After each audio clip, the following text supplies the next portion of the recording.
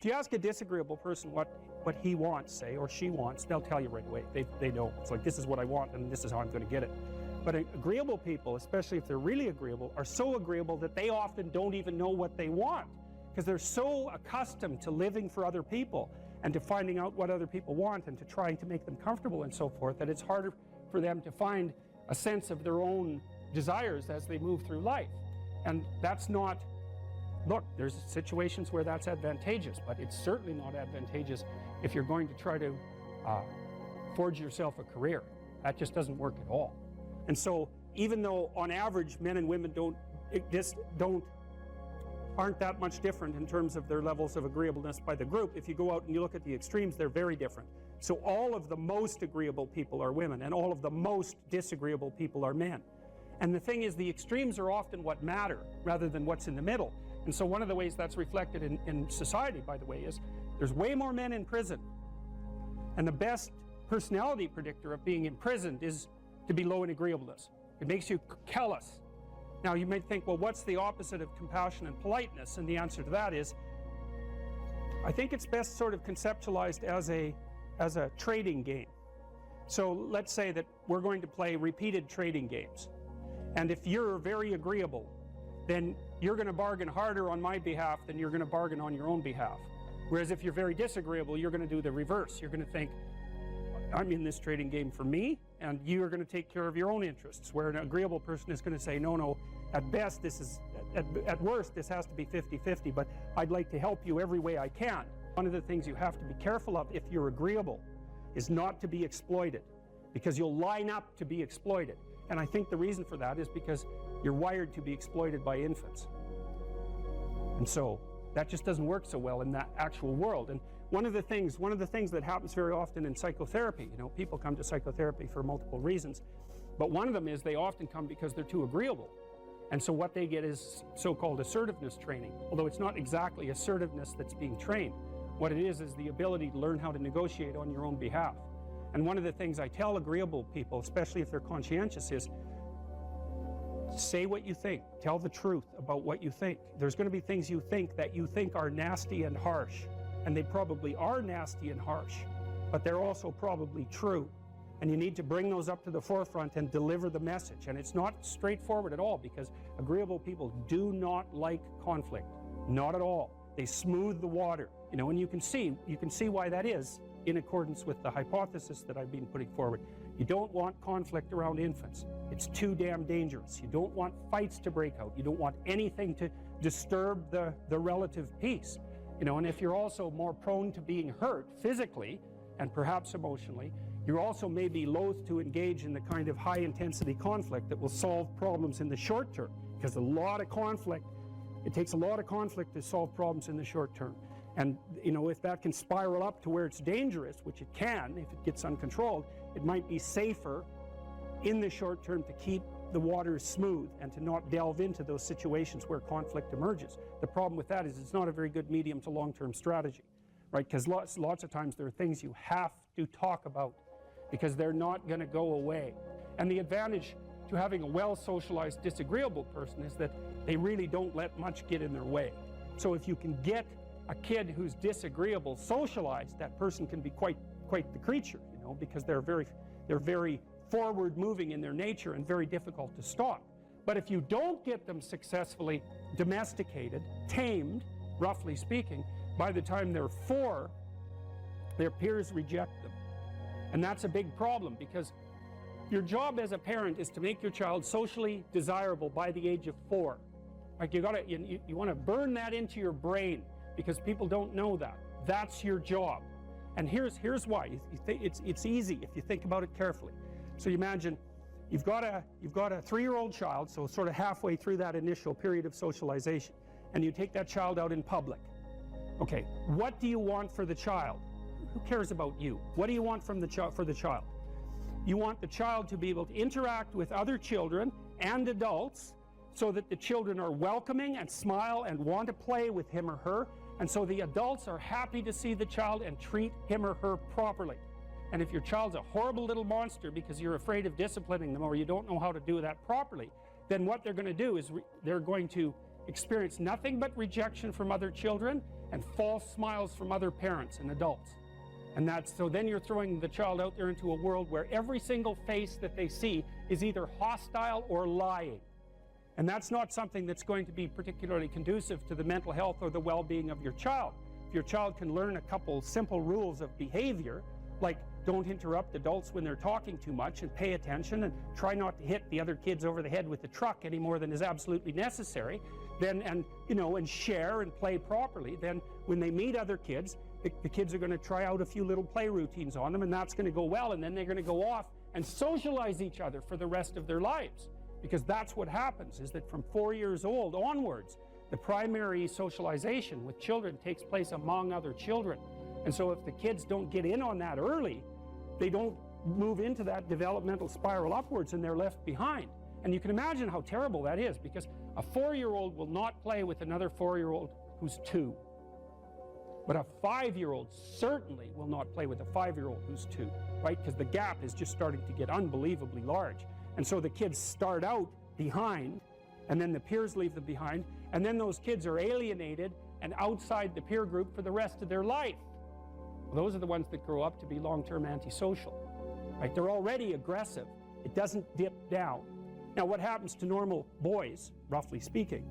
Imagine the aggressive 2-year-old types. They get socialized, so their level of aggression goes down, and then they hit puberty and testosterone kicks in, and bang, levels of aggression go back up.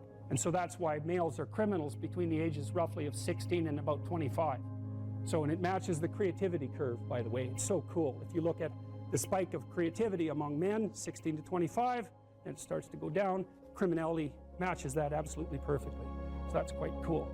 So, and so the testosterone levels raise the average level of aggression among men. It's more dominance than aggression, actually, and testosterone is by no means all bad.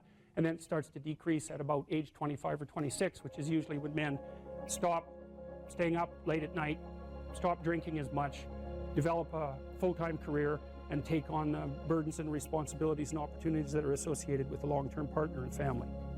And so, well, so that's the development of what I would call predatory aggression, because I also think that the agreeableness distribution is probably something like predatory aggression versus maternal sympathy. It's something like that. So if you look at other mammals that are predators, because we're predators as well as prey animals, if you look at other animals like bears, the male bear has absolutely nothing to do with the raising of the infants. In fact, the female bears will keep the male the hell away because he's likely to kill the infants and maybe even to eat them.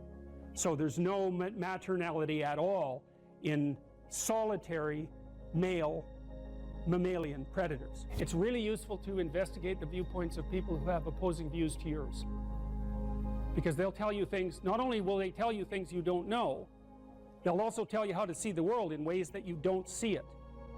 And they'll also have skills that you don't have, that you could develop. So for example, if you're an introverted person, it's very useful to watch an extroverted person, because the extroverted person has ways of being in the social world that aren't natural to you, that you can use to improve your toolkit. And if you're disagreeable, one of the best things to do with disagreeable people, especially if that's alienating them from other people, for example, because it can, people treat you like you're a selfish, arrogant son of a, maybe that's because you are. It's like, okay, so what do you do about that? One of the most promising treatments, let's say, for that is get the person to do something for someone else once a day, just as a practice, and learn how to do it. Maybe you can wake the circuit up, if you think that it's lying dormant in you, which is probably right. I think we have a very wide range of propensities within us. Some are switched on, genetic propensities. Some are switched on, but I think that if you put yourself in the right situation or walk yourself through the right exercises, you can switch some of these other things on as well. But it takes work and dedication and discipline. I would say, generally speaking, if you want to adapt yourself properly to life, you should find a niche in the environment that corresponds with your temperament. Right? You shouldn't work at cross purposes to your temperament because it's just too damn difficult. But having done that, then you should work on developing the skills and viewpoints that exist in the space opposite to your personality, because that's where you're fundamentally underdeveloped. And that way I think you can extend out your temperamental capability across a wider range. And to me, that's roughly equivalent as bringing a richer toolkit to each situation. You know, so if you're hyper extroverted, you should probably learn to shut up at parties now and then and listen just to see what's going on, to see if you can manage it, you know. And if you're introverted, well, then you should learn how to speak in public and to learn how to go to parties without hiding in the corner and saying nothing to anyone. You know, and if you're agreeable, then you need to learn how to be disagreeable so people can't push you around. And if you're disagreeable, you need to learn how to be agreeable so that you're not an evil son of a bitch. So, and the same thing applies even in the conscientious domain. It's like if you're too conscientious, you need to learn to relax and let go a little bit. And if you're unconscientious, it's time, like, get out the Google Calendar, man, and start scheduling your day, right? And beat yourself on the back of the head with a stick until you're disciplined enough so that you can actually stick to something for some length of time and not living in absolute squalor, which is something that would characterize someone who's very disorderly, for example, because they don't notice. It doesn't bother them, disorder. It's like, maybe they can see it, but it doesn't have any emotional valence, and so it doesn't have any motivational significance. You know, so the other thing you might want to think about too, if you're choosing a partner, is try not to choose someone who's too distant from you on the temperamental variables, because you're going to have a hard time bridging the gap. You know, it's hard for an introverted person and an extroverted person to coexist. And it's really hard for an orderly person and a disorderly person to coexist, because they will drive each other nuts. Why don't you pick up? Why are you so obsessed by it? That's the basic argument, you know. So it's useful to know about your temperament so that you can negotiate the space with your partner as well. And I don't think you should try to find someone who's exactly the same as you, because then you don't have the benefits of the alternative viewpoint. But you got to watch it, because you may hit irreconcilable differences of various sorts. And I've seen that most particularly among couples who are high and low in openness. That's a rough one. And also high and low in conscientiousness. That's another rough one, because they just cannot see how the other person sees the world at all. And I would say you don't just have to face the reality of unjust suffering and death in your life. You have to face the reality of hell. And you might say, well, I don't believe in hell. It's like, well, do you believe in Nazi Germany? You know, do you believe in Stalinist Soviet Union or Maoist China or Cambodia? That's hell. And you can assess that more deeply. You could say, well, that's not even hell. That's not as precise a formulation of hell as you might be able to conceptualize. Hell is actually participation in the process that led to the establishment of those countries. And that's something that human beings do. And the fact that we do that is something we have to face. And maybe that's even worse than death. And I think you can make a case for that. I really do. I think there are things in life that are worse than death. There are things in life that are worse than unjust suffering and death. And the things that lead to hell are worse. And you might think, well, I don't have to worry about that. It's like, yeah, you do, as a matter of fact, because you're going to face those things too. And you're going to face that when you face your own malevolence, which you will, and you're going to face that when you face the malevolence of others, including the mob. And some of that's just death and tragedy, and some of it is something far darker and deeper than that. And so, yeah, you face that. And so that's kind of interesting. And then you might think, well, how should you face that? And that's where Tammy's story is relevant. It's like, well, so she went and swam with the sharks. And I wasn't very happy about that, because our life has been adventurous enough. I thought, do you really need to go swim with the sharks? And the answer seemed to be, well, that would be an adventure. And, you know, I don't interfere with her when she's having an adventure. She's going to go have an adventure. It's far be it for me to interfere. And then she told me, you know, that you had to look the shark in the eye or it would think you're prey. Think, well, what do you have to look in the eye so you're not prey? And, you know, human beings have been trying to figure that out for a long time, because we're strange animals, because we're predators, but we're also prey. And so I guess at any moment you're sort of deciding, well, are you a predator? Are you the thing that's on top, or are you prey? And you're prey if you turn tail and run. And there's a psychological truth there, like a deep psychological truth. And it seems to be something like, if you practice forthright and voluntary exposure to that which terrifies and dismays you, it transforms you. And we really know this as psychologists. We even know there's more and more evidence suggesting, for example, that if you imagine you adopt this attitude of voluntary confrontation, that changes you psychophysiologically. So much of the biochemistry of motivation and emotion is transformed when you take a stressor which could be oppressive and paralyze you and cause you to withdraw, and you reverse that and you decide to advance. It's like a different spirit inhabits you. And I mean this physiologically. There's a whole different pattern of being that makes itself manifest in you neurologically and psychophysiologically and pharmacologically. So you take it on as a challenge, right? And that transforms you at a cellular level too, because one of the things we've discovered in recent years is that if you do something new and complex, then that turns on that parts of your DNA that haven't produced proteins before will start producing new proteins and reconstruct you from the cellular level up. So it's a deep transformation, and we have no idea how deep. And again, you could ask yourself, if you didn't withdraw in fear from anything from everything that life threw at you, who could you become? And I would say that's the central religious question in some real deep sense. You know, are more things thrown at us than we can manage? Well, that's a tricky question, because pretty dreadful things are thrown our way. And you might say, well, that just presents an insuperable barrier to progress.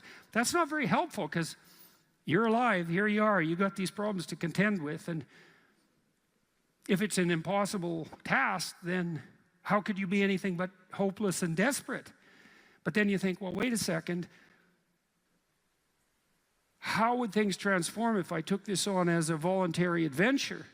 You know, regardless of its scope, and the scope would include unjust suffering, death, and hell. And that's not just some religious or metaphysical vision. It's like, no, you're actually going to have to contend with that in your life, in whatever way those things make themselves manifest to you personally. That's coming, man. And so maybe you better get prepared. And then the question might be, well, what would happen if you got prepared? And the answer might be, you'd be prepared. And I think the religious enterprise in its deepest sense is that process of preparation. And you know, you might want to even push that a bit farther. You might say, well, not only do you want to get prepared for what's coming your way, but you want to be so prepared that when it comes your way, that it doesn't make you bitter and resentful and tempted by the desire to walk the path that would make all of that even worse. And so you might say, well, if you could really face up to what you need to face up to, not only could you turn yourself into someone that could bear the catastrophe of life and exposure to hell, but maybe you could turn yourself into someone who would still do good even while facing those things. And that's a pretty noble goal, you know, because it's realistic. It's not naive at all. It says, look, man, you know, trouble's coming your way, and it's real. And yet it's possible that you could confront that and still do good in the deepest sense. It's like, well, that's quite something. It would be really quite something if that's true. And one of the preconditions of that would be faith, I suppose. And in some sense, that's what Tammy was manifesting when she went down and swam with the sharks. The faith that if she looked the bloody predator in the eye, that would solve the problem. And then you think too, well, could it be any other way? It's like, well, we have all these problems in our lives, and we could think there's two possible ways of approaching those problems. One would be we just ignore them in the hopes they would what? Go away? Well, and no one thinks that's, no one who isn't a child thinks that, and very few children. Nobody believes that. We know perfectly well that if you got to face something, man, you better face it. And if you're going to face it, that's probably the best pathway forward. And then you might think, well, what does that mean ultimately? And it might mean something like, face it. you know, as deeply as you possibly can and as voluntarily as you possibly can. And there's an element of faith in that because you have to put yourself on the line. But you're kind of stuck with that anyways. You know, that's the rub. You're asked to outline the place you'd like to end up, which is your desired future, and also the place that you could end up if you let everything fall apart, is so that your anxiety chases you and your approach systems pull you forward. You're maximally motivated then. And it's important because otherwise you can be afraid of pursuing the things that you want to pursue, right? And that's very common. And so then the fear inhibits you as the promise pulls you forward, but it makes you weak because you're afraid. You want to get your fear behind you, pushing you. And so what you want to be is more afraid of not pursuing your goals than you are of pursuing them. Putting yourself in a challenging mind frame is much easier on you psychophysiologically because you don't go into the generalized stress response to the same degree. And you're activating your exploratory and seeking systems, which are dopaminergically mediated and that involve positive emotion. So if you can face something voluntarily rather than having it chase you, it's way better for you psychophysiologically. So that's partly why, well, it's worthwhile to go find the dragon in its lair instead of waiting for it to come and eat you. So, and especially when you also add the idea that if you go find the dragon in its lair, you might find it when it's a baby instead of a full-fledged bloody monster that is definitely going to take you down. Don't avoid small problems that you know are there. Face them, because they'll grow into big problems all by themselves. And you can think about, imagine the tax department sends you a notification. You owe them like $300. Well, it's you know, that's annoying. Maybe you don't even want to open the letter. Or maybe if you do, you just put it on the shelf. But that damn thing doesn't just sit there like a piece of paper on the shelf, right? You ignore that for 5 or 6 years, it's going to become attached to all sorts of horrible things. And if you ignore it long enough, you get the idea. It's going to turn into something that is completely unlike the little piece of paper that it's written on. And many, many problems in life are like that. You'll see that they pop their ugly little head up, and you know, and you might want to turn away. You might not want to think about it, which is the easiest way of turning away, right? You just don't attend to it. You know, if you could have your life the way you wanted it in 3 to 5 years, if you were taking care of yourself properly, you know, what would you want from your friendships? What would you want from your intimate relationship? How would you like to structure your family? What do you want for your career? Well, how are you going to use your time outside of your job? And how are you going to regulate your mental and physical health, and maybe also your drug and alcohol use? Because that's a good place to auger down, you know, because alcoholism, for example, wipes out, you know, 5 to 10% of people. So you want to keep that under control. And then, so maybe you develop a vision of what you would like your life to be, and that associates the goal. Well, once the goal is established, and then you break down the goal into micro processes that you can implement, the micro processes become rewarding in relation to their causal association with the goal, and that tangles in your incentive reward system, and that's the thing that keeps you moving forward. And the way it works is that it works better if it produces positive emotion when it can see you moving towards a valued goal. Okay, well, what's the implication of that? Better have a valued goal, because otherwise you can't get any positive motivation working out. And so the more valuable the goal, in principle, the more the micro processes associated with that goal start to take on a positive charge. And so what that means is, well, you get up in the morning and you're excited about the day, you're ready to go. And so as far as I can tell, what you do is you specify your long-term ideal. Maybe you also specify a place you want to stay the hell away from, so that you're terrified to fail as well as excited about succeeding, because that's also useful. You specify your goal. You do that in some sense as a unique individual. You want to specify goals that make you say, oh, if that could happen as a consequence of my efforts, it would clearly be worthwhile. Because the question always is, why do something? Because doing nothing is easy. You just sit there and you don't do anything. That's real easy. The question is, why would you ever do anything? And the answer to that has to be because you've determined by some means that it's worthwhile. Number one, specify your damn goals, because how are you going to hit something if you don't know what it is? That isn't going to happen. And often people won't specify their goals too, because they don't like to specify conditions for failure. So if you keep yourself all vague and foggy, which is real easy, because that's just a matter of not doing as well, then you don't know when you fail. And people might say, well, I really don't want to know when I fail because that's painful. So I'll keep myself blind about when I fail. That's fine, except you'll fail all the time then. You just won't know it until you've failed so badly that you're done.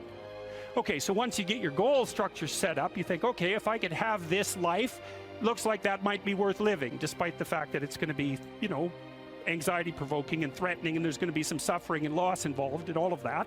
Obviously, the goal is to have a vision for your life such that, all things considered, that justifies your effort. Okay, so then what do? Well, then you turn down to the micro routines. It's like, okay, well, this is what I'm aiming for. How does that instantiate itself day to day, week to week, month to month? And that's where something like a schedule can be unbelievably useful. Google Calendar. It's like, make a damn schedule and stick to it. Okay, so what's the rule with the schedule? It's not a bloody prison. That's the first thing that people do wrong. They say, well, I don't like to follow a schedule. It's like, well, what kind of schedule are you setting up? Well, I have to do this, then I have to do this, then I have to do this, you know, and then I just go play video games, because who wants to do all these things that I have to do? It's like, wrong. Set the damn schedule up so that you have the day you want.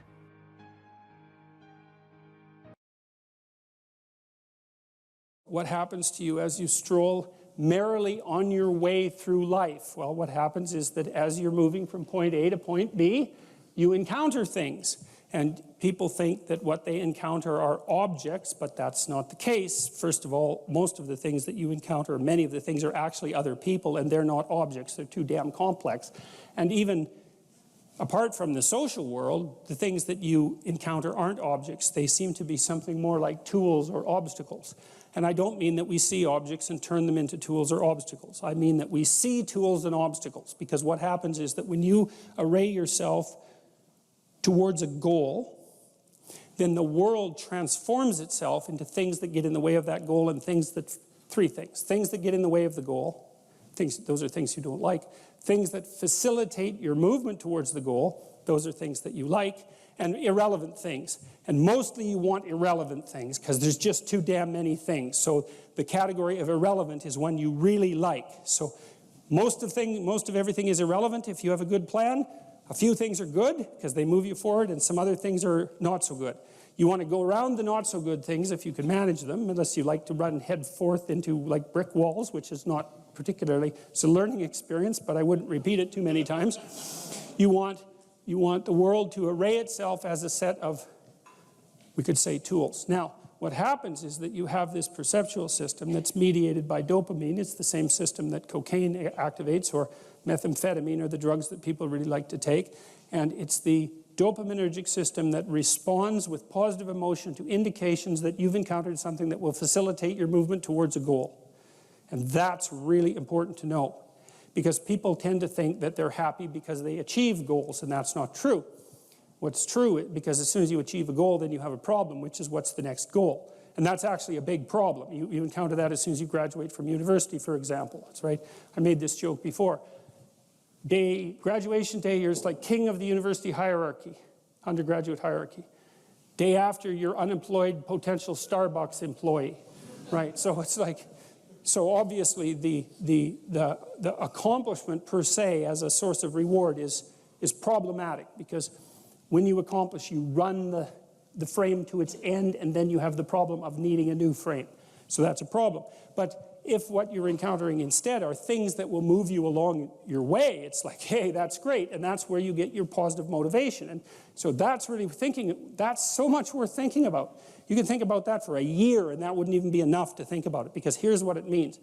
It means, in some sense, that the Buddhists are right with their claim about Maya, M-A-Y-A, which means that people live in an illusion. And what they mean by that is, well, you have goal, whatever your goal is, and that goal gives relevance to the world.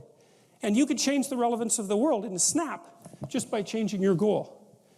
You can do that. And so then you think, well, it's sort of an illusion because you can just change it. Now, you don't want to push that line of argumentation too far, because even if the specific point can be changed, the fact that you're in one of these frames cannot be changed. And so you have to be in a frame, although you get to pick the frame. So there's still an absolute there, which is that you have to be in a frame, and that is not a trivial absolute. It's a very major absolute. So then you think, okay, all of your positive emotion is going to be experienced in relationship to the goal. Well, then we think, well, you could use some positive emotion. It's a good thing. Positive emotion inhibits anxiety and disappointment and frustration and pain. It does all that.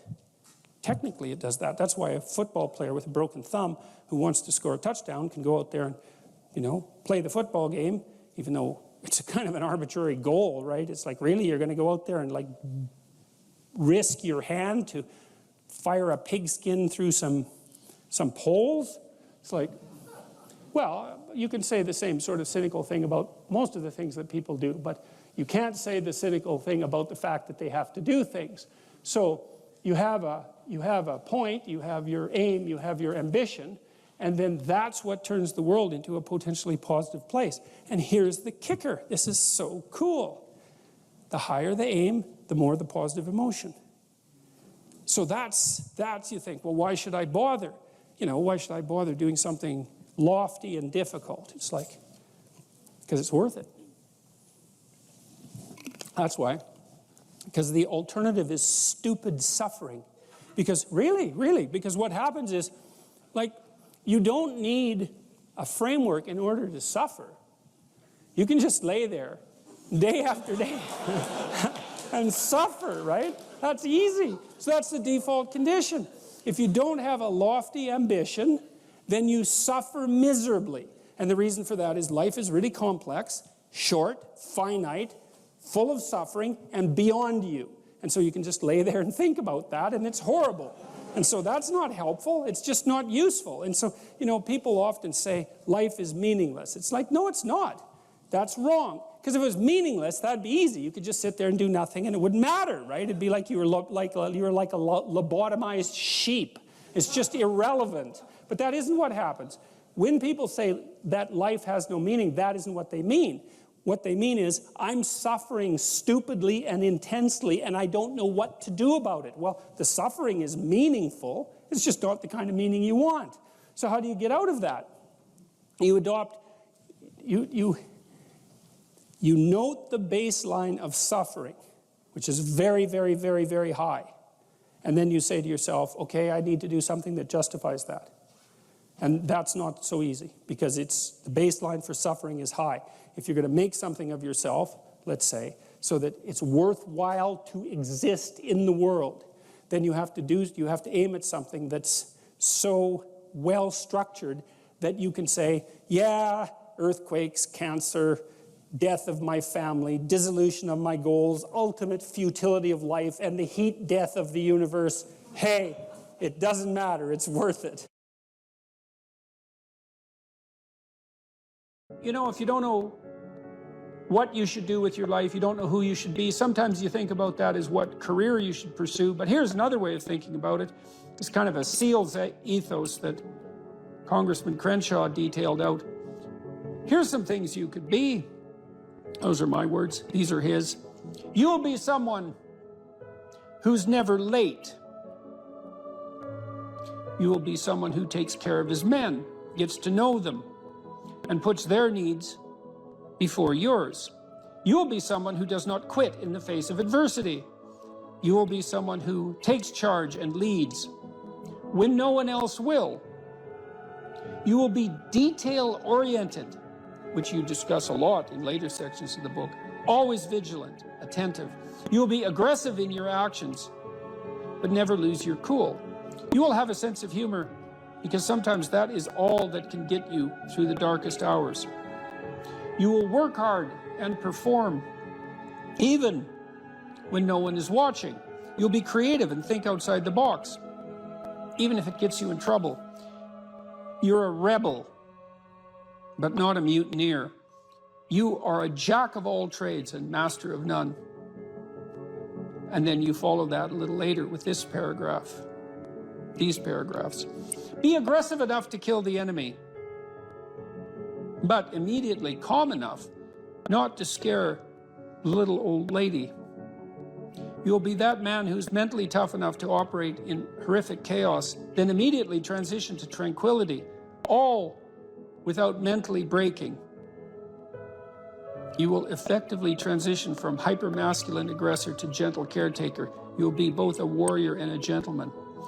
The qualities that made SEAL leaders great were rarely physical in nature. They listened. They empowered their team to be successful, carefully entrusting individuals with additional responsibility.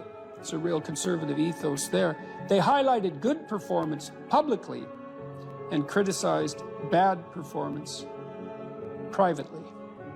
And so, well, you know, those are lists of virtues, and maybe they're not the only list of possible virtues, probably not, but if you're lost and you don't know where to start, practicing, you know, you also talk about this idea that, this is an Aristotelian idea, you know, that we are our habits, we become what we practice, and imagine if you're lost and you're listening, you think, well, you find some things admirable, well, you could practice those things, and you can practice them locally and minimally in your own relationships, and you can start to get good at them. And as you get good at them, well, you get better at them, right? And then you can broaden out the scope of your action into a wider purview.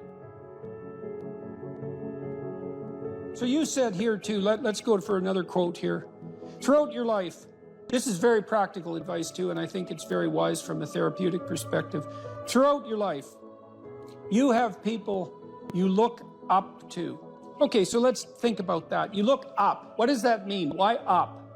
Well, up is something that beckons from a distance. It's like a light on a hill, and we automatically assume that those who we admire are people we look up to. So that specifies a distance and a direction, and it's uphill. It's up toward a higher vista, let's say. So there are automatically people who elicit that spirit in you. You have noticed the way. Might also imply that there's some sense of struggle required to get to that point, because it's easier to go downhill than it is uphill. Yes, definitely. That's right. It's an uphill trek. And it also implies judgment, because if someone's above you, then they also serve as a judge, or you serve as a judge in relationship to them, because you compare yourself unfavorably with them, and that can also inspire you to tear them down. That's really the story of Cain and Abel, and that's a major story. You have noticed the way a teacher, parent, coworker, mentor, or friend interacts with others, and you come away thinking, that behavior simply works better. They are respected, admired, and successful. And you find yourself wondering why that is. You do if you're a little bit humble instead of being envious, right? Because otherwise you think, well, that damn crook, he just stole his position, and that's why he's got it. But if you're a bit humble, you might think, well, no, that guy looks successful. Maybe he knows something I don't. You are noticing attributes and character traits that are good and worth aspiring to. You are noticing attributes that make certain people more successful than others. You are noticing what a hero looks like. And in the process, you are discovering a path made up of desirable personality traits that helps you ascend in social hierarchies. That's Jacob's ladder, by the way. That ladder that is the hierarchy to the good. That's the vision Jacob has of the pathway to God, is that it's a hierarchical structure with the thing that's ultimately good at the pinnacle, by definition, right? The best of all possible goods. And then there are intermediary structures all the way up, and beings inhabiting those structures. And this isn't metaphysical. It's like, if you find someone you admire, the reason you admire them is because they're higher up in that heavenly hierarchy, so to speak, than you are. And your whole nervous system tells you that. You're compelled to listen, you're compelled to pay attention by the action of your own unconscious mind. You know, what's interesting about this point of identifying these heroes or at least role models, you can call them either one. I just thought heroes was a more compelling word to use for the sake of writing it. But what's interesting about it too is how pop culture actually plays a pretty important part of this, because like there's plenty of people who simply don't have these good role models in their lives, and you have to acknowledge that. And so where are they supposed to turn? And it's maybe one of the reasons that it's so important to fight these cultural wars that you and I engage in on a fairly regular basis, that they become a serious part of our politics, which at the same time is necessary, but also deeply, deeply unfortunate. I do think the attack on pop culture from this progressive victimhood left has reached a ceiling, I think there's a serious backlash. You look at movies like Top Gun, the recent one, Top Gun, and maybe like the highest grossing of all time. Absolutely phenomenal movie, really fun to watch. Why?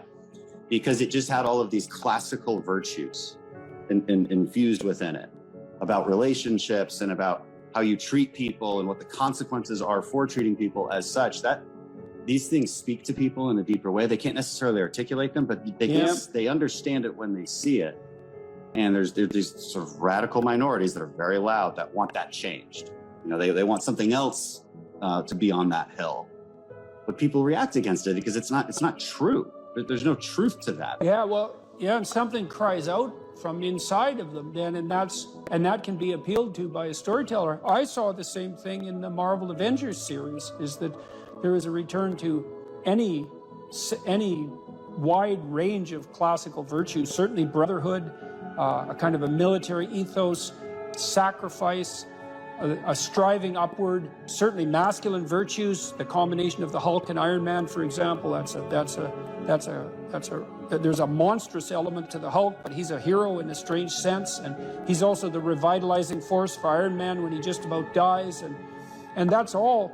The reason those movies were so necessary and so attractive is because they are, in fact, addressing a radical conceptual void in the culture, and it's a void that you're addressing in your book, especially with your appeal, trifold appeal, let's say, to duty, responsibility, and humor at the same time, right? Which is a kind of stoicism in the face of catastrophe.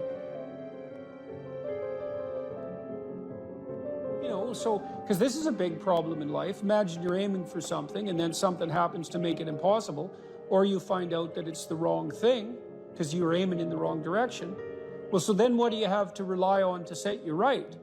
It's not your aim, obviously, but it might be your capacity to take new aim, and that's bloody well dependent on your character. That's for sure. And so I don't think there is a more fundamental aim than what you should be, and there's no better way of characterizing what you should be than that you should fortify your character.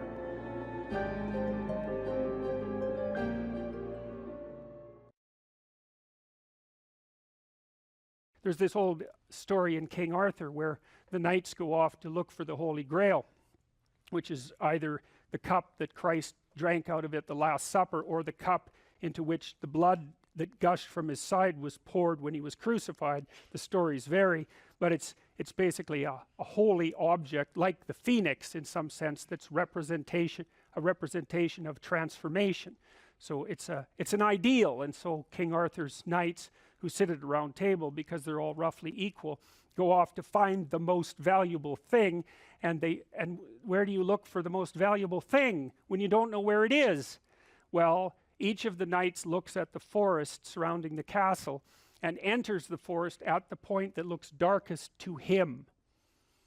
And that's a good thing to understand, because the gateway to wisdom and the gateway to the development of personality, which is exactly the same thing, is precisely through the portal that you do not want to climb through.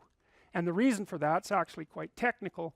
This is a Jungian presupposition too, is that, well, there's a bunch of things about you that are underdeveloped, and a lot of those things are because there's things you've avoided looking at because you don't want to look at them, and there's parts of you you've avoided developing because it's hard for you to develop those parts. And so it's by virtual necessity that what you need is where you don't want to look, because that's where you've kept it. And that's why there's, an idiosyncratic element of it for everyone. Your particular place of enlightenment and terror is not going to be the same as yours, except that they're both places of enlightenment and terror. So they're equivalent at one level of analysis and different at another. So anyways, back to fiction and what it does. It distills truth, and it produces characters that are composites. And the more they become composites, the more they approximate a mythological character. And so they become more and more universally true and more approximating religious deities. But the problem with that is they become more and more distant from individual experience. And so with literature, there's this very tight line where you need to make the character more than merely human, but not so much of a god that, you know, one of the things that happened to Superman in the 1980s, Superman started out, he's got a heavenly set of parents, by the way, and an earthly set of parents, and he's an orphan like Harry Potter. Very common theme is that when Superman first emerged, he could only jump over buildings, you know, and maybe he could stop a locomotive, but by the time the 1980s rolled around, like, he could juggle planets and, you know, swallow hydrogen bombs, and, you know, he could do anything. Well, people stopped buying the Superman comics because how interesting is that? It's like something horrible happens and Superman deals with it, and something else horrible happens and Superman deals with it, and it's like, that's dull. He turned into such an archetype. He was basically the omniscient, omnipresent, omnipotent God, and that's no fun. It's like God wins, and then God wins again, and then again God wins, and, you know, so then they had to weaken him in different ways with kryptonite, you know. So green kryptonite kind of made him sick, and red kryptonite, I think, kind of mutated him, if I remember correctly. And anyways, they had to introduce flaws into his character so that there could be some damn plot, and that's something to think about, you know. There's a deep existential lesson in that your being is limited and flawed and fragile. You're like the genie, which is genius in the little tiny lamp, you know, this immense potential, but constrained in this tiny little living space, as Robin Williams said when he played the genie in Aladdin. But the fact that you have limitations means that the plot of your life is the overcoming of those limitations, and that if you didn't have limitations, well, there wouldn't be a plot, and maybe there would be no life. And so that's part of the reason why perhaps you have to accept the fact that you're flawed and insufficient, and live with it and consider it a precondition for being. It's at least a reasonable idea. So anyways, one of the main characters is the country, the known, the explored territory. We went over that a bit, and it always has two elements. I mean, your country is your greatest friend and your worst enemy, you know, because it squashes you into conformity and demands that you act in a certain manner, and reduces your individuality to that element that's tolerated by everyone else, and it constrains your potential in a single direction. And so it's really tyrannical, but at the same time it provides you with a place to be and all of the benefits that have accrued as a result of the actions of your ancestors and all the other people that you're associated with. So there's the good tyrant, or the bad tyrant, and the good king, and those are archetypal figures, and that's because they're always true, and they're always true simultaneously, you know, which is partly why I object to the notion of the patriarchy, because it's a it's the what do you call that? It's the apprehension of a mythological trope, which is that of the evil tyrant, without any appreciation for the fact that the archetype actually has two parts, and the other part is the wise king. And, you know, you can tell an evil tyrant story about culture, no problem, but it's one-sided, and that's very dangerous, because you don't want to forget all the good things that you have while you're criticizing all the ways that things are in error. That's a lack of gratitude, and it's a lack of wisdom, and it's founded in resentment, and it's very dangerous, both personally and socially. I told you that Captain Hook is a tyrant because he's got this crocodile chasing him, and the crocodile has a clock in its stomach, and that's death. It's like, obviously, right? Tick, tick, tick, tick. And it's a crocodile, and it's under the water, and it's already got a taste of him, so he's being chased around by death, and that makes him terrified and resentful and cruel and bitter, and so he's a tyrant. And he wants to wreak havoc everywhere. And then Peter Pan, of course, looks at Captain Hook and thinks, why the hell should I grow up and to be a tyrant and sacrifice all the potential of childhood? And the answer to that is, the potential sacrifices itself if you don't utilize it as you mature, and you just end up a 40-year-old lost boy, which is a horrifying thing to behold. It's almost as if you're the corpse of a child, the living corpse of a child, because who the hell wants a 6-year-old, 40-year-old? You're a little on the stale side by that point, and not the world's happiest individual. So, you know, your potential is going to disappear because you age anyways, and so you might as well shape that potential in a particular direction and at least become something, no matter how limited, rather than nothing. So,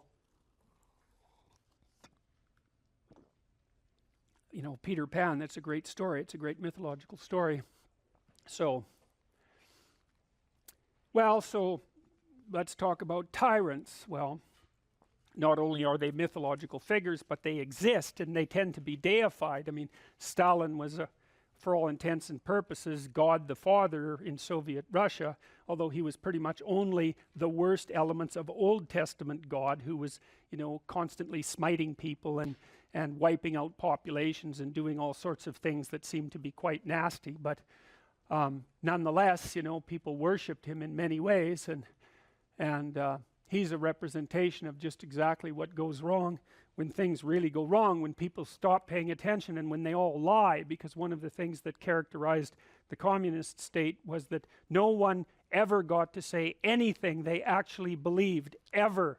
And that was partly because 1 out of 3 people was an informer, which meant if you had a family of 6 people, 2 of them were informing on the government about you, and that included your own children.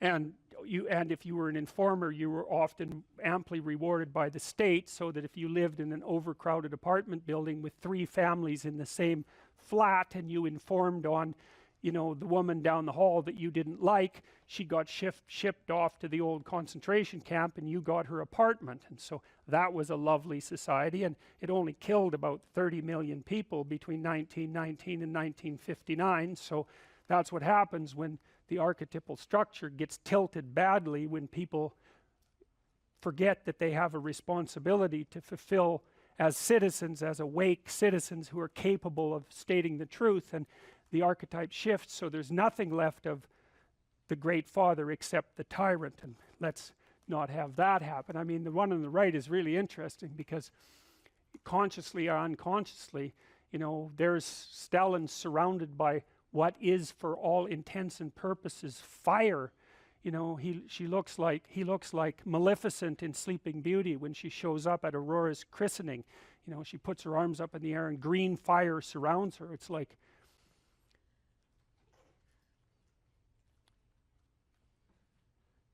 he's surrounded by fire, and there's Lenin above him, who's like king of the fiery realm, and that's for sure. So I mean, all the terrors that happened in the Soviet Union didn't start under Stalin, they started under Lenin, and Stalin was definitely Lenin's legitimate son, let's put it that way. You don't know what's possible, and you're not as much as you could be, and so God only knows what you could do and have and give if you sacrificed everything to it. And that's the reason Abraham is constantly making sacrifices. And it's archaic, right? He's burning up like baby lambs, but like, well, they're alive, you know, that's something, and they're valuable, and that's something. You have to admit, even if you think about it as a modern person, that the act of sacrificing something might have some dramatic compulsion to it. You know, to go out into a flock and to take something that's newborn and to cut its throat and to bleed it and to burn it might be a way of indicating to yourself that you're actually serious about something. And it isn't so obvious that we have rituals of seriousness like that now. And so it's not so obvious that we're actually serious about anything. And so maybe that's not such a good thing. And so maybe we shouldn't be thinking that these people were so archaic and primitive and superstitious. It's possible that they knew something that we don't. And certainly in the Abrahamic stories, one of the things that maintains Abraham's covenant with God is his continual willingness to sacrifice. And that sacrificial issue is so important, because you are not committed to something unless you're willing to sacrifice for it. Commitment and sacrifice are the same thing. And I think it borders on miraculous that those concepts are embedded into this narrative at the level of dramatic action, you know, instead of abstract explanation. People are acting this out. And the fundamental conception is so profound that it's really quite awe-inspiring. It's breathtaking, really, when you understand what message is trying to be conveyed. You have to make sacrifices, and what do you have to sacrifice? You have to sacrifice that which is most valuable to you currently, that's stopping you. And God only knows what that is. It's certainly the worst of you. It's certainly that. And God only knows to what degree you're in love with the worst of you. So you move from the unbearable present to the ideal future. And you can't help that. You have to live in a structure like that. That's your house. That's another way of thinking about it. And if you want to get your house in order, and if you want it to be a place that you can live properly, then you have to plan the future that is perfect. And then I think, well, what does that mean? And it means it's good for you, right? And one of the things that I do all the time with my clinical and consulting clients is try to figure out what would be good for them. But we do more than that. We try to think, okay, well, how can we set this up so it's really good for you, and that all the side consequences of that are things that are good for other people. And so, because people are often also timid about trying to get something that's good for themselves because they feel that it's selfish or that they don't deserve it. So we set it up so that, well, look, we're going to set it up so that it's plainly obvious that this will not harm the structure of the universe. For you to have what you need and to do it in a way that's of benefit to other people. There's no downside to that. And so it's okay. It's okay if you reach out and take that. And one of the things that's interesting about the biblical stories, the Abrahamic stories as well, is that God doesn't really seem to be opposed to the success of the people that he's chosen. You know, what happens to them is as they progress through their journey is they get larger flocks, and they get more authority, and they get life more abundant. That's what happens. God doesn't seem to be a miser in the Old Testament. It's like if you put in the effort and you accept the covenant and you make the sacrifices, then you get to be successful, and maybe successful beyond your wildest dreams. And that's actually seems to be okay with God, and that's pretty cool given that, you know, that general notion of. But again, it seems to me that that's very good news, and that you also don't have to be perfect in order to have that happen.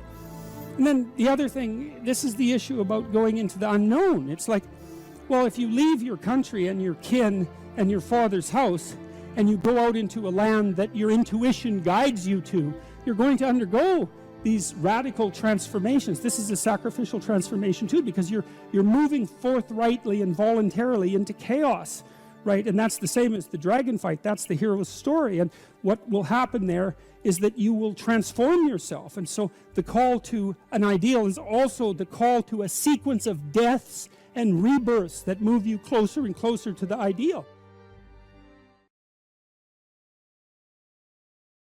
Now, this young man told me that his life lacked purpose and direction and meaning, and that he was nihilistic until he read Zen and the Art of Motorcycle Maintenance, which is a book I actually like quite a bit. I've read it 3 times at different decades of my life.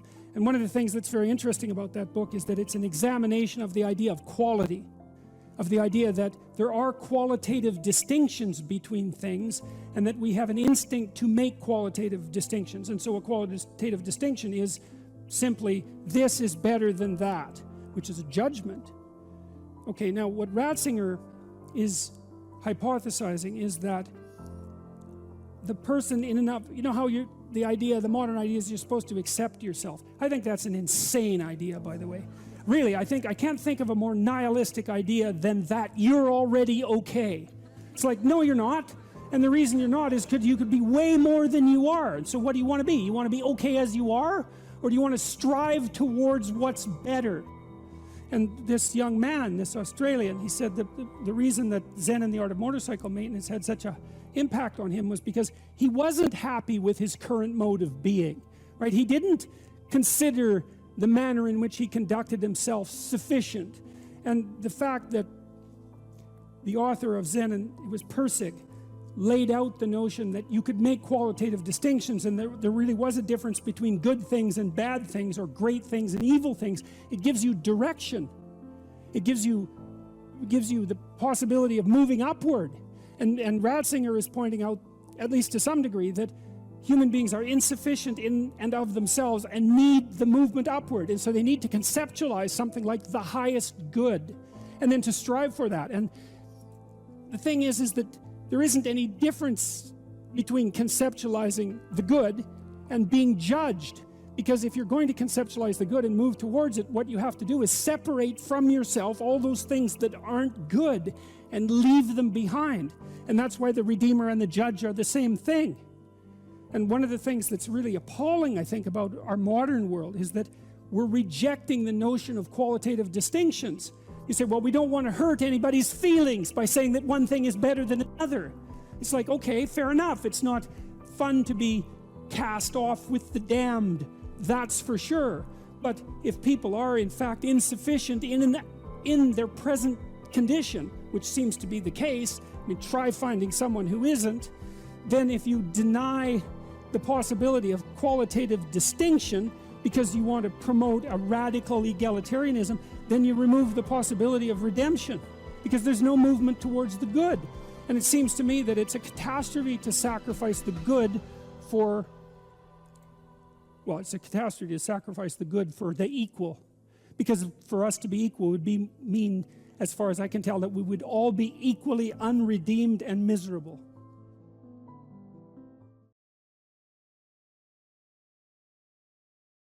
What sort of life would you have to have so that you could bear your suffering nobly? That's a good question to ask yourself. Now, and so we had people just write for 15 minutes. If you could have what you wanted, needed, what might that look like? And there's an instruction there too, is do it badly. Because what the hell do you know? And besides, your vision's going to change as you progress through your life. And so you're not going to get it done perfectly, but that's okay. Get it down. Get a rough first draft down, right? A rough approximation of who you could be if you got your act together. And not who other people think you should be, you know? Although that might enter into it because you don't want to be completely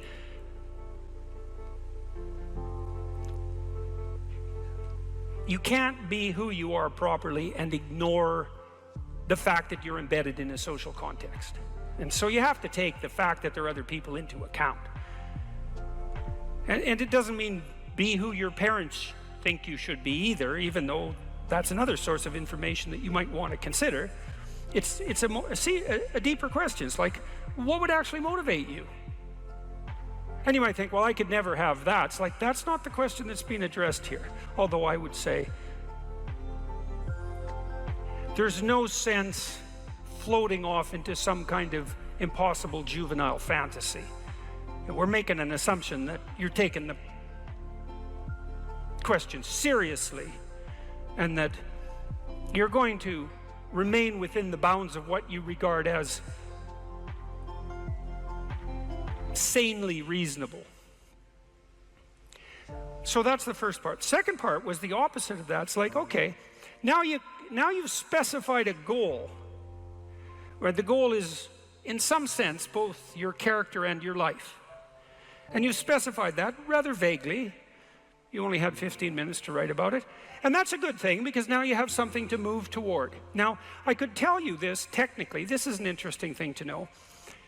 People say they want to be happy. That's not true, by the way. If you investigate what people mean when they say they want to be happy, they say, I just want to be happy. It's a very funny phrase. It's, what do you mean, just?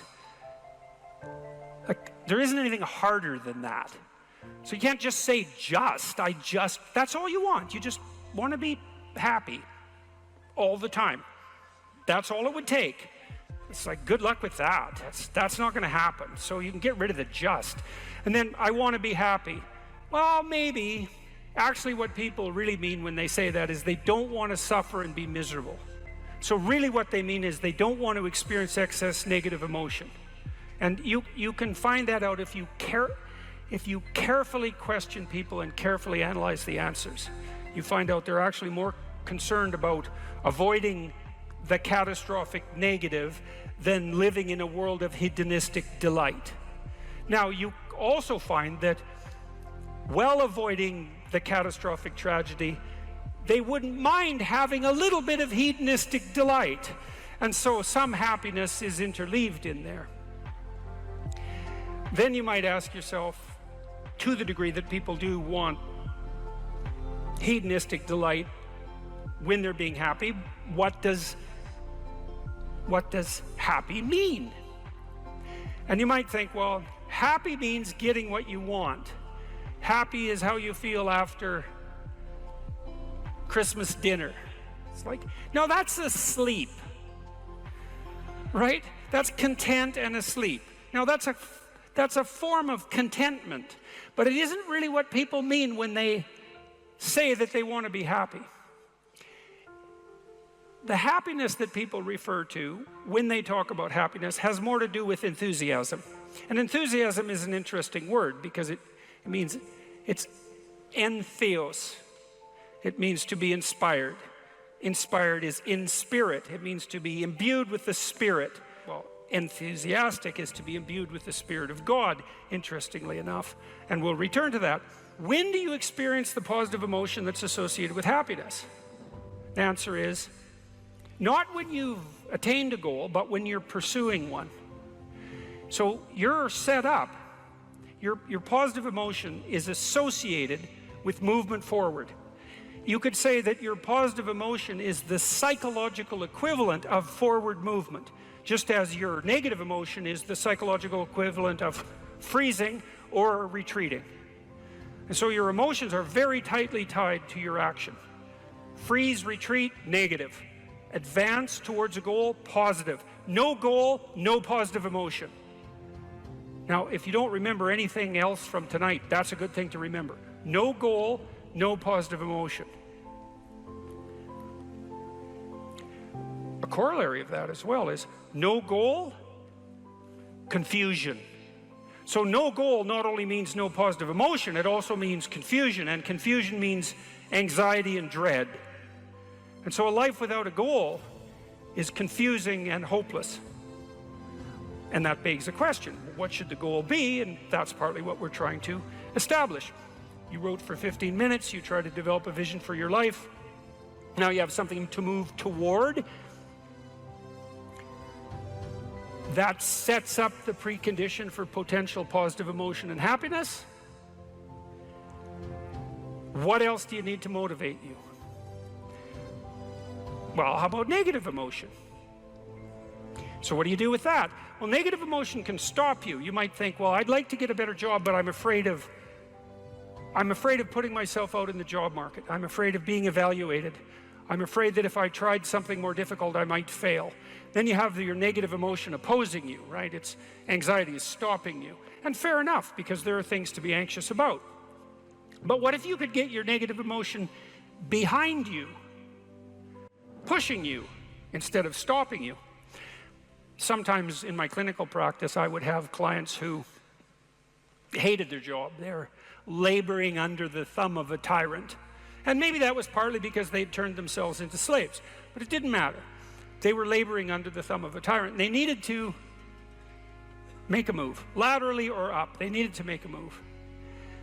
And they were often afraid to, and they had their reasons. They didn't want to contemplate their resumes. They didn't want to open up their CVs. They didn't want to face the inadequacies of their past. They were afraid of being evaluated. They were afraid of being rejected. They didn't know how to negotiate. They didn't know how to conduct themselves in an interview. They were afraid of losing the security they'd already built up. They had their fears, and they were real, and those fears stopped them. But they'd come to me and say, oh my God, you know, I'm so miserable. My life is so miserable. And we'd take that apart. And one of the reasons was because they were laboring under the thumb of a tyrant. And then we'd talk that through, and they'd say, well, I'm afraid to make a change. And I'd say, well, that's okay. That's understandable. How afraid are you of not making a change? Let's make a little vision of that. You're 35, you hate your job. What's the consequence? You're not motivated. You don't want to get out of bed in the morning. You're starting to get depressed. You're getting bitter. You're getting resentful. You're getting cynical. You're amotivated at work. You're not doing a very good job.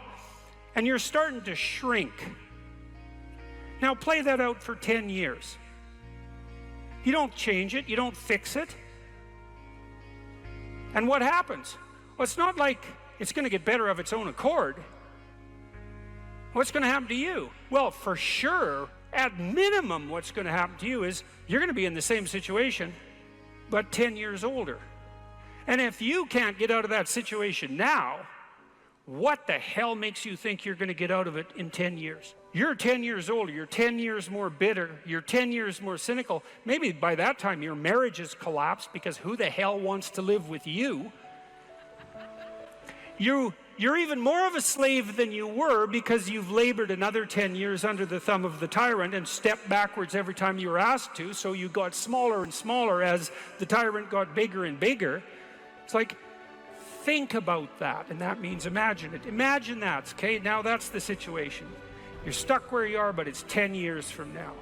And when I say think of that, I mean imagine that. It's like really play it out. It's like, you know how miserable you are now?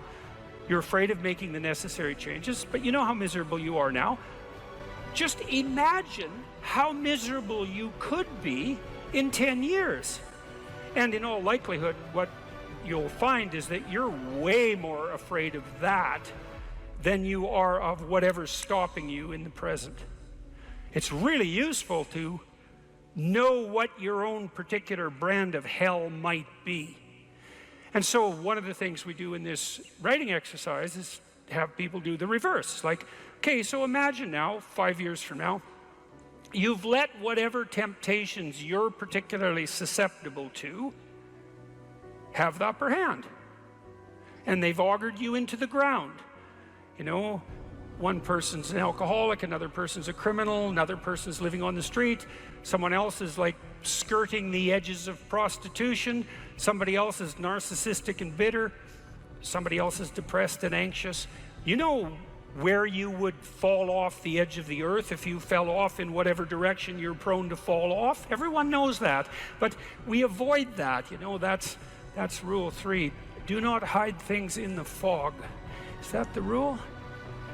Do not hide unwanted things in the fog. Yeah, well, we often won't allow ourselves to imagine the catastrophe that we're pursuing, let's say through inaction. That's a good thing to fix. So now you say, well, you think for 15 minutes, that's not very long, but who you could be and what you could have if you could have what you wanted if you were who you could be, and then you think about what sort of hell you could produce for yourself if you didn't do that, and that's not a bad polarity. It's like, I'm going to get away from that and I'm going to move towards that. And then you have your negative emotion working for you and your positive emotion working for you. And that's a good gradient, and that's a great gradient emotionally, because as I said, you don't experience positive emotion except in relationship to a goal. And if you've got a nice gradient on your goal pursuit, then that's going to increase the degree to which you feel positive emotion. And positive emotion, by the way, isn't just about being happy. That's the most trivial part of it in some sense. Positive emotion allows you to focus. It's the soul of concentration. It's the essence of enthusiastic motivation. When you say, I really want to do that, that statement is predicated on the existence of positive emotion. It's the fact that the goal beckons to you that makes you say, I want to do that. And you know how much easier it is to do something you want to do than to do something you don't want to do. And that ease is actually a consequence of the activation of the system that governs positive emotion. And you might ask yourself, well, how powerful a system is that? And I would say, well, almost all of the drugs of abuse that people are most prone to abusing are abused because they activate the positive emotion system. So cocaine, methamphetamine, heroin is also a painkiller, but it has a psychomotor stimulant element. That's the technical term for the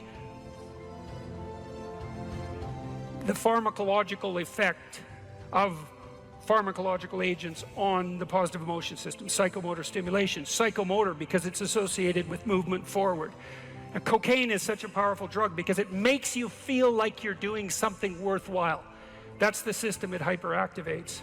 And so it's a primary system of motivation. It's as old as forward movement itself. It's a cardinal source of meaning, and it only manifests itself in relationship to a goal. The degree to which the world of what matters is the most real is indeterminate, because it depends on how you define reality. If you define reality as that which exists in the objective world, then the world of what matters is not fundamental.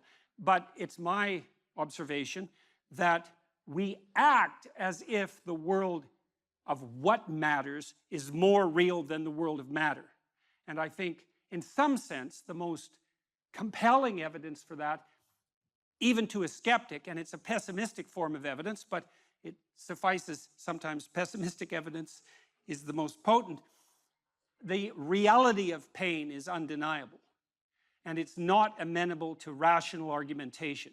It announces its existence. And for a long time, I think I thought, in some real sense, that there was no more fundamental reality than pain. And there's an ethical dimension to that, too, because if you accept the reality of pain, there seems to come with it an impetus to eliminate unnecessary pain. And to some degree, we can understand that as the basis of the moral impulse, and maybe to eliminate the unnecessary pain of the innocent, like the unnecessary pain of children, for example. And so, well, we accept the existence of pain as something so real that we will almost instantaneously act on it. And I would say that's especially the case in the case, say, of infants. And so it isn't obvious what's real, because it depends in some sense on how you define the term. But my sense is that what people believe is most accurately reflected not in what they say or in the propositions about the world they lay out, but in how they act. And so, and that's also something subject to debate, but it's not a shallow argument to say that your belief is most deeply reflected in your action. In fact, I think in some sense it's the deepest of arguments. And you know perfectly well that you can say one thing and do another, and you also know that you regard people who do that as hypocrites, and you tend to regard what they do as a more profound pointer to what they believe than what they say. And so you'll call them on that too. And so that means that there are some meanings that we regard as inviolably real. Now, the reason I concentrated on pain is because it's pretty easy to destroy joy. You can do that with a rational critique, and we're quite good at that. And you can destroy faith, and you can destroy hope, and you can destroy enthusiasm, and you can often do that even with a casual word. But pain is much more resistant to that sort of rational dismissal. I thought over the years, thinking as much as I could about unjust pain, let's say, as a fundamental reality, wondering if there is anything more real than that. And then I would say, well, yes, there is. That which dispels pain is more real than pain. And that's because to dispel something, you have to be more powerful than that thing in some sense. And then you can ask yourself at all sorts of different levels of analysis, what's capable of dispelling pain, or at least, let's say, rendering pain acceptable, which is not perhaps as deep a solution or as desirable a solution, but is also not nothing. And I would say that many of the things we regard as cardinal virtues are virtues, in fact, because if you have them on your side, you can, in fact, contend with and perhaps dispel or triumph over or transcend the inevitable pain and suffering of existence. And I think one of the fundamental purposes of education is to provide people with the peers and the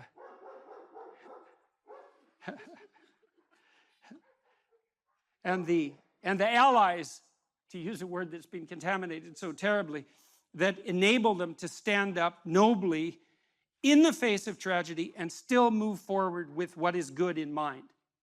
And that's a very different purpose than inculcating in people a thoroughly detailed description of the patterns of the objective world.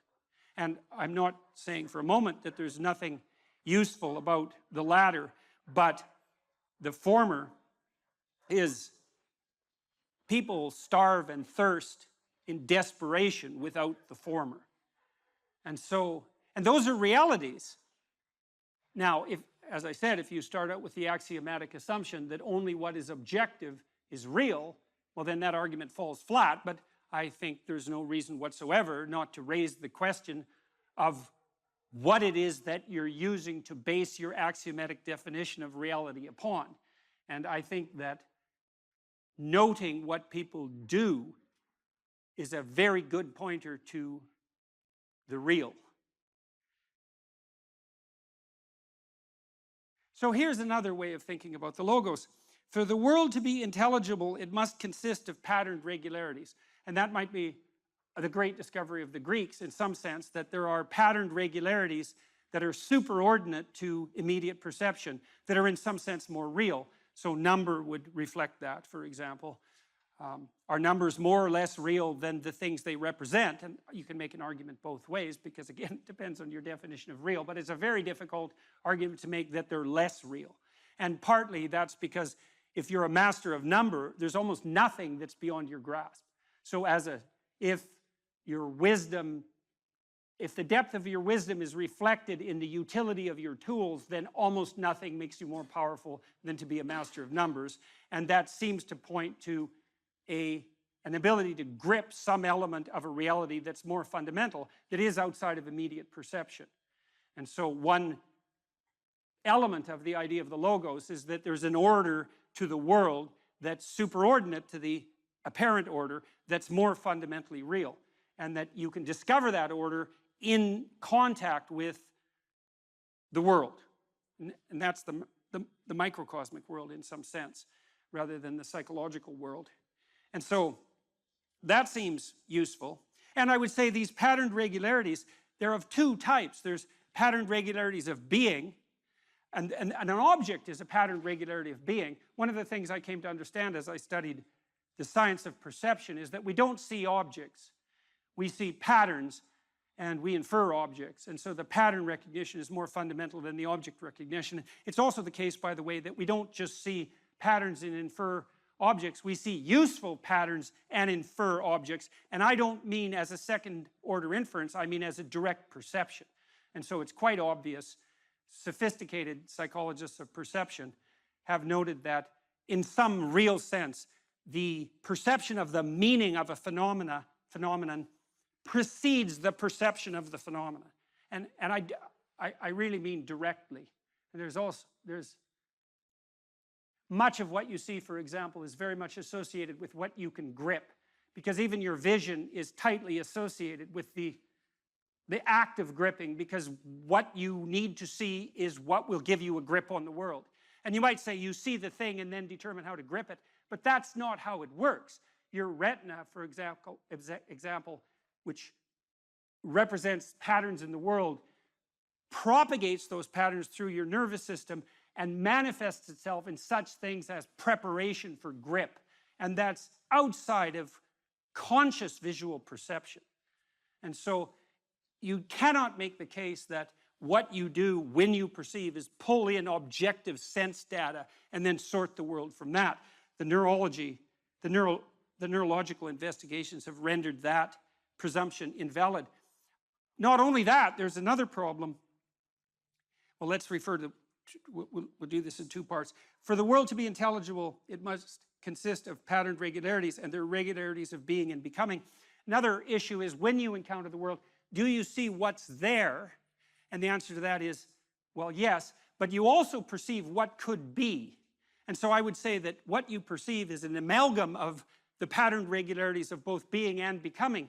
And you can think about this and make it intelligible. If you think about what happens when you wake up in the morning, you might ask yourself, well, what do you perceive when you wake up in the morning? And you open your eyes and you might say, well, I perceive my bedroom. And I suppose in some very trivial sense that's true, although generally your bedroom is so familiar that you don't need to perceive it. You've already automatized that perception, and it has almost zero functional utility. I suppose you have to perceive it well enough to wend your way through it when you step out of bed. But that isn't really what you perceive, not my experience, and I believe this is a very common experience, is that what you perceive when consciousness dawns in the morning is the horizon of possibility that's associated with the world in front of you. And so what you really see, as far as I can tell, is something directly akin to the chaos that God encounters as the Word, the Logos, at the beginning of time, which is there's pattern regularity of being. That's a solid object because it propagates itself across time in this three-dimensional form. But then there's a cloud of possibility around each object, which is what additional realities it can manifest depending on how you act in relationship to it. And that's not only true of simple objects, because simple objects can be many things. So a heavy drinking mug can also be a weapon, for example, which begs the question of what is that thing? It's a drinking glass and a weapon, and broken it's a knife. And many, many objects, if not all, have quite a wide cloud of possibility around them. And then the interactions between objects have a tremendously wide distribution of possibility. And that's the becoming that's implicit in the being. And I think that's actually what you confront when you wake up in the morning. Because generally what happens is that as consciousness dawns, and consciousness is an agent that contends with being and its potential transformations, you see arrayed in front of you a set of indeterminate possibilities which you could bring into being as a consequence of your imposition of vision with some degree of effort and energy. And what you do in some real sense is prioritize and rank order the importance of the possibilities that you contend with, maybe even before you get out of bed. And I would say, in some real sense, if you're not doing that, you're actually not living up to your possibility. What's my advice to young men seeking a woman for marriage and family? Yeah. Well, okay, fine. That's the same second question. That's pretty straightforward, man. I mean, you can't eliminate the necessity of being attracted to one another. That's important, and that's mysterious, you know. So, for example, here's a funny thing. One of the things we know that attracts people to one another is bilateral symmetry. And so if you take men and you rank them by the symmetry of their faces, and then you give the asymmetrical men t-shirts to wear, clean t-shirts for a day, and the symmetrical men clean t-shirts to wear for a day, and then you give the t-shirts to women and you have them rate the odor, the women rate the odor of the symmetrical men as more attractive than the odor of the asymmetrical men. And there are other factors that determine sexual attractiveness that are based on biological factors that are that deeply embedded, in terms of smell, for example. So women also tend to not be sexually attracted to the scent of men who have, if I remember correctly, it's RH factors that would make for potential trouble in childbirth. And often the reason that the women give for not preferring the scent of those men is that they smell too much like their brother, something like that. So there's weird, mysterious things that determine whether or not people are sexually and physically attracted to each other, and I think it's very important that that's part of a marital relationship. The next most important thing is trust, man. It's like there's no marriage that's successful without trust. You've got to tell each other the truth. And one of the reasons that Jung believed that marriage and an oath, and Carl Jung, as a bond was necessary, it's really wise. It's like, you know, telling the truth to someone is no simple thing, because there's a bunch of things about all of us that are terrible and weak and reprehensible and shameful and all of those things, and they kind of have to be brought out into the open and dealt with. And you're not going to tell the truth about yourself to someone who can run away screaming when you reveal who you are. And so the marriage bond is something like, okay, here's the deal. I'm going to handcuff myself to you, and you're going to handcuff yourself to me. And then we're going to tell each other the truth, and neither of us are going to get to run away. And so once we know the truth, then we're either going to live together in mutual torment, or we're going to try to deal with that truth and straighten ourselves out jointly. And that's going to make us more powerful and more resilient and deeper and wiser as we progress together through life. And I think that's absolutely brilliant, because if you leave a back door open, man, you're going to use it, that's for sure. And the oath is there, and this was Jung's commentary on the spiritualization of the human pair bond by Christian marriage, for example, which emphasized the what would you call it, the subordination of both members of the marital union to a higher order personality that was embodied in the figure of the logos. So the idea is that in the Christian marriage, for example, the man isn't the boss and the woman isn't the boss. The boss is the mutual personality composed by the seeking of truth in both of them, and that's conceptualized as their joint subjugation to the logos. And that is absolutely dead on, man. It's like the ruler of your marital life should be your vow to tell each other the truth. Like in hard times during your life, when you've done something stupid and idiotic that might take you down, and you don't have anybody that you can turn to, you know, if you have a partner that you can trust, you can go say, hey, you know, I made a big financial mistake, man, and it's really torturing me, and I feel like a complete idiot, and it's really dangerous. And the person there is going to help you figure out what to do about it. And they're going to know that when they make a stupid mistake, and they're bloody well going to, that they can come and talk to you, and that you guys are going to work your way through it. And that's a big deal. And there's a couple of things our culture gets really wrong. And one is it devalues marriage. That's really a very bad idea, because marriage is like a third of your life, and maybe more. And kids are a third of your life. And your life outside of marriage and kids is a third of your life, you know, approximately speaking.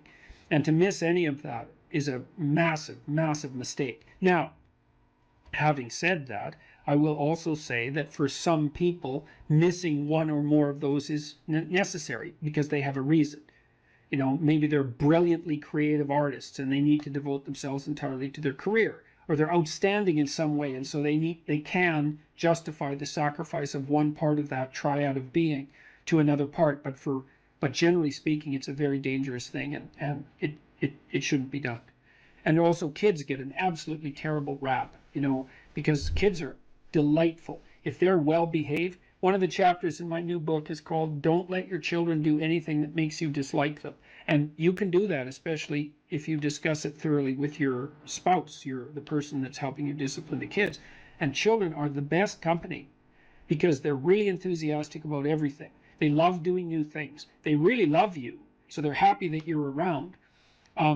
All you have to do is make sure they're not too hot and they're not too cold, and they've had something to eat and they're not too tired, and you don't expect them to stay engaged in something for longer than they can manage. Because we used to take our kids when they were little out to restaurants, for example, and they could sit there no problem and behave really nicely when they were 2 and 3, but they couldn't do it for more than about 45 minutes. You can't push your luck.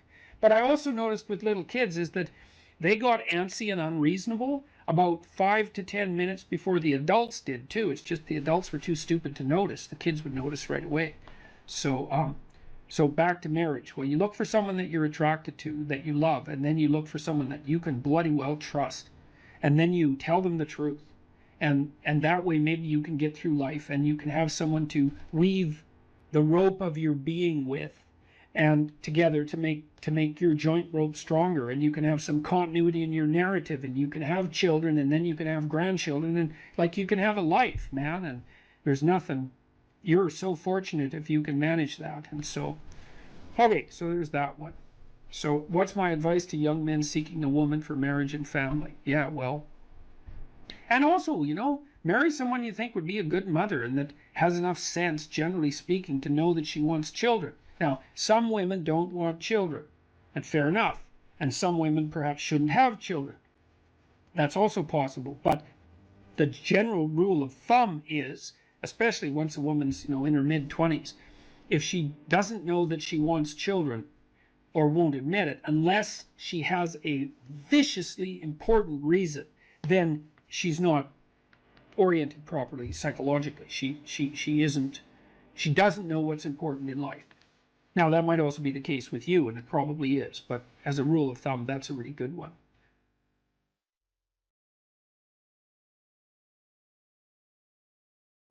So one of the pathways that's on display with regards to the formulation of an identity, let's say, is this injunction, which is really a temptation to love yourself. So we should take that apart. Now, the first question might be, well, what do you mean by yourself? And one answer to that is the person I am now. And you should love and feel good about the person you are now. And that's actually a dubious proposition for a variety of reasons. One is whatever yourself is not only what you are. Yourself is also what you could become, and what you will and could become. And so to love yourself properly is not only to love what you are, who you are, whatever that means, but to love who you could become. Now, one of the things I've observed is that it's very demoralizing, let's say, for the typical young man. It's true for the typical young woman as well. So we'll say the typical young person who's miserable and maladjusted psychologically and socially, if you just go to them and say, well, you should feel good about yourself, because they think you're good just the way you are. You're perfect just the way you are.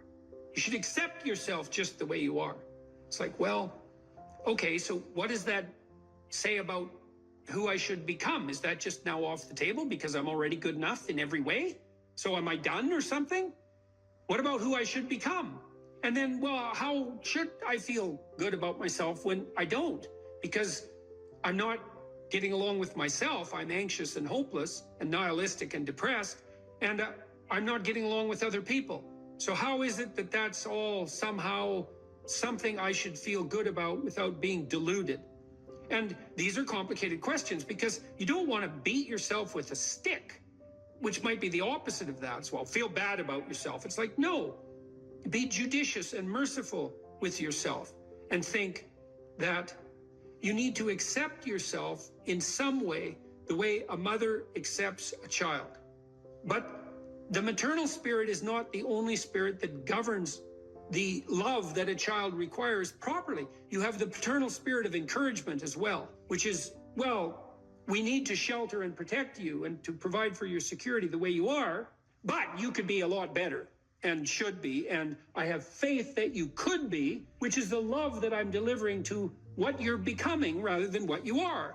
And so love that you direct towards yourself is partly directed towards that maternal care that's sort of the minimum precondition for basic flourishing, combined with an attitude of encouragement towards the possibilities of your being.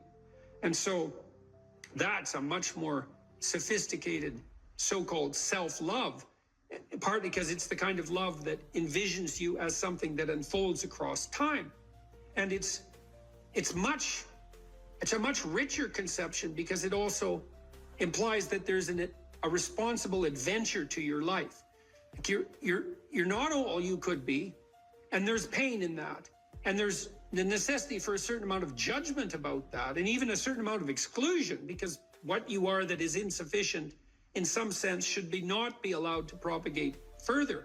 But if it's conjoined with encouragement, it's like, yeah, you're in a rough situation there, kiddo, but you know, here's some things about you that are virtuous and good, and they're pretty powerful actually, and if you just made those more manifest, you could dispense with a lot of this immaturity and misery, and you could expand yourself out into life physically and psychologically, and you could start walking this pathway that makes things better. And the thing is that as soon as you start walking the pathway that makes things better, then things immediately become better, because your whole orientation changes. And you know, if you're in a bad place but you're escaping, that's pretty positive, even if it's a bad place. And you might think, well, it's still bad, but it's better. It's like, well, that's a lot better than a bad place that's getting worse. That's for sure, because that's hell. Hell is a bad place that's getting worse.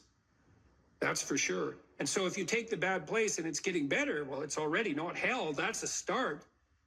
And so this notion of love, we've confused this with the maternal instinct for an infant. It's like, because an infant under 6 months is like, well, of course, your attitude towards an infant is you're exactly okay the way you are, in the sense that there's nothing to do with an infant under 6 months in the most fundamental sense, except to provide them with total care.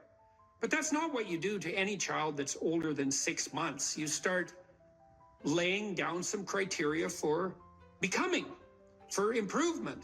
And some of that improvement, because we can define it, well, there's nothing more perfect than a child, than a baby. It's like, yeah, but that's not true if the baby's 14 years old, right? It's true if the baby's 6 months old and actually a baby. But by 9 months, well, the child is going to start to to interact socially. And now there's some principles that the child has to learn to abide by so that social interaction is optimized.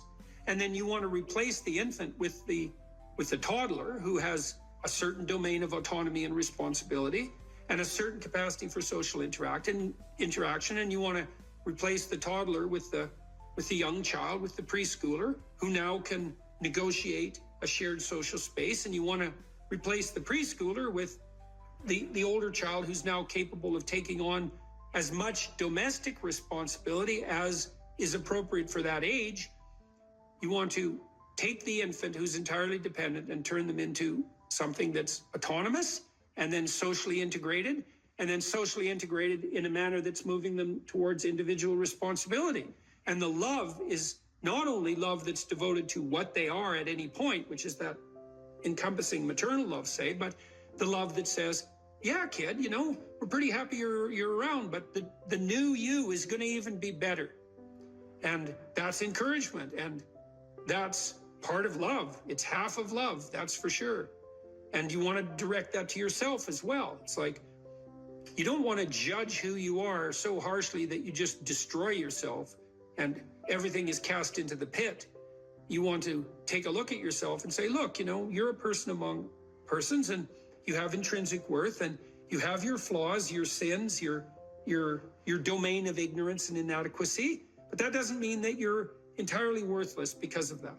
You have a base level value. That's intrinsic worth, let's say, that's reflective of the fact that you're made in the divine image in the most fundamental sense. You have intrinsic worth, and that's due a certain degree of baseline love. But there's the becoming problem. It's like, well, especially when you're young, most of you is still in the becoming phase. And so why wouldn't encouragement be the hallmark of love? It's like, get the hell up, get your act together, adopt some responsibility, put your life together, develop a vision, expand yourself beyond the narrow confines that are causing your misery. And we think you can do it. You could do it, you should do it, the world would be better off if you did it, you'd be doing better if you did it, everything would work out better. Why would we not work to make everything work out better? And you're the person who could do it. And you tell young people that, and they think, well, no one ever told me that before in that way. And they think, well, maybe I should get my act together. And then they go out and try to get their act together in some micro ways, and they think, well, turned out that worked, and I'm less miserable. I could try doing it a little bit on a broader scale. And they try that, and they think, wow, people seem a lot happier with me. I have more friends, and I'm more popular, and I'm a little more physically attractive because I'm standing up a little bit straighter. And then away they go. And why would you, unless you believe that human being is corrupt and pathological in its essence, which many people now seem to believe, or at least some dread spirit seems to insist, and people agree with it. If you don't buy that, then you think, well, yeah, you unfold, man. Unfold all those manifold possibilities that lurk within and be a force for good in the world, and that'll be the adventure of your life. And I guess we could also add to that a bit of a disquisition on truth. So you should be oriented by love, and you could say, well, that's the desire to care for being and becoming, however it's manifest, to want that to turn out in the best possible manner. That could be your goal. I want things to turn out in the best possible manner. And you have to decide if that's true, because people are tempted to create little hells around them all the time. So don't be thinking that necessarily you want that, because it's not that easy to orient yourself so that that's all you want, because you're bitter and resentful and angry. And so all of that's going to interfere with that vision of love. And then you might say, well, now that you have that vision, what do you have as weapons to clear your path, let's say, or to set things in order as you move forward? And one of the answers to that is, we have truth. Well, why? Well, because you want to contend with the world the way it is, obviously. So truth is going to be useful in that endeavor. And then you might say, well, if I could get away with something by not telling the truth, why shouldn't I just lie? If I could get what I wanted, and if I could avoid responsibility, why not lie? And the first answer is, well, what makes you so sure you want to avoid responsibility, except narrowly in this moment, because it's a not a good medium to long-term strategy, and everyone knows it. And what makes you think that manipulating people in the short term so that you can gratify a whim is going to be a useful iterative strategy? It's like it's not. So you can dispense with that. And so what do you do when you tell the truth? Instead, is you predicate your actions on an axiom of faith, which is that nothing better can happen than that which happens if you live in truth. And that's a statement of deep religious faith, because the evidence for that can only be gathered as a consequence of manifesting the actions that are predicated upon that axiom of faith. You don't know till you lay it out. But you can say, well, I believe that the truth will set me free. And then you think, well, the truth will set me free. Who's me? Back to identity. Well, if you're lying, it's not you by definition, because if you're lying, you're attempting to implement a falsehood. You're attempting to falsify the world and yourself. That's what a lie is. And so if something happens that's good because you lied, it's not happening to you. It's a reward for the spirit of deceit that you allowed to inhabit you. And if you reward the spirit of deceit that you allowed to inhabit you, it will grow. And I would not recommend that. That's a very bad idea. In the contrary situation, you live and speak in truth, and then things happen. They're happening to you. That's your life, man. That's your adventure. And one of the things that's very interesting about the truth in that regard is that it provides a certain optimal unpredictability. You know, if you're talking to someone, you think, maybe you're being interviewed, or maybe you're having a discussion with someone, you think, I'd like to impress this person. It's like now you have a little vision of what the instrumental outcome of the conversation could be, so that it reflects positively on some narrow conception of a desired future state. I want this person to be impressed with me. So I'm only going to say things they want to hear and that sound impressive. That's all lies. It's like, well, maybe you'll get that result, but it won't be what you want, because it's predicated on a falsehood. Instead, you could just have a conversation with the person, like a real conversation. It's like, what do you think? Here's what I think. Do you like it or not like it? It's like, well, I don't know if you like it or not like it. It's like, we can talk about that and why, but it's still what I think. And that doesn't mean it's right, but it's what I think. Well, then you lay that out, and then what happens to you is what happens to you. And then it's unpredictable, because imagine you're speaking deceitfully and instrumentally. You want something from someone. Okay, well then you're lying, so the you that receives is not you. It's the spirit of deceit. And it's also, you're instrumental because you think that that narrow vision is optimal, even though it requires deceit. You can just throw that away, and you can say, well, I'm going to say what I think, carefully and judiciously, feeling out the words, and then I'm going to accept whatever happens, no matter how unpredictable. And then what you'll find is that's where you have adventure. Because you might ask too, well, what do you have to offset against the catastrophe of life? Responsibility, friendship, place, job, career, education, all of that. Adventure. Adventure. Is the adventure worth it? Well, if you tell the truth, you will have the adventure of your life. That's what will happen. You know, if you take people, and I told you this, and you expose them voluntarily to things that they are avoiding and are afraid of, you know, that they know they need to overcome in order to meet their goals, their self-defined goals. If you can teach people to stand up in the face of the things they're afraid of, they get stronger.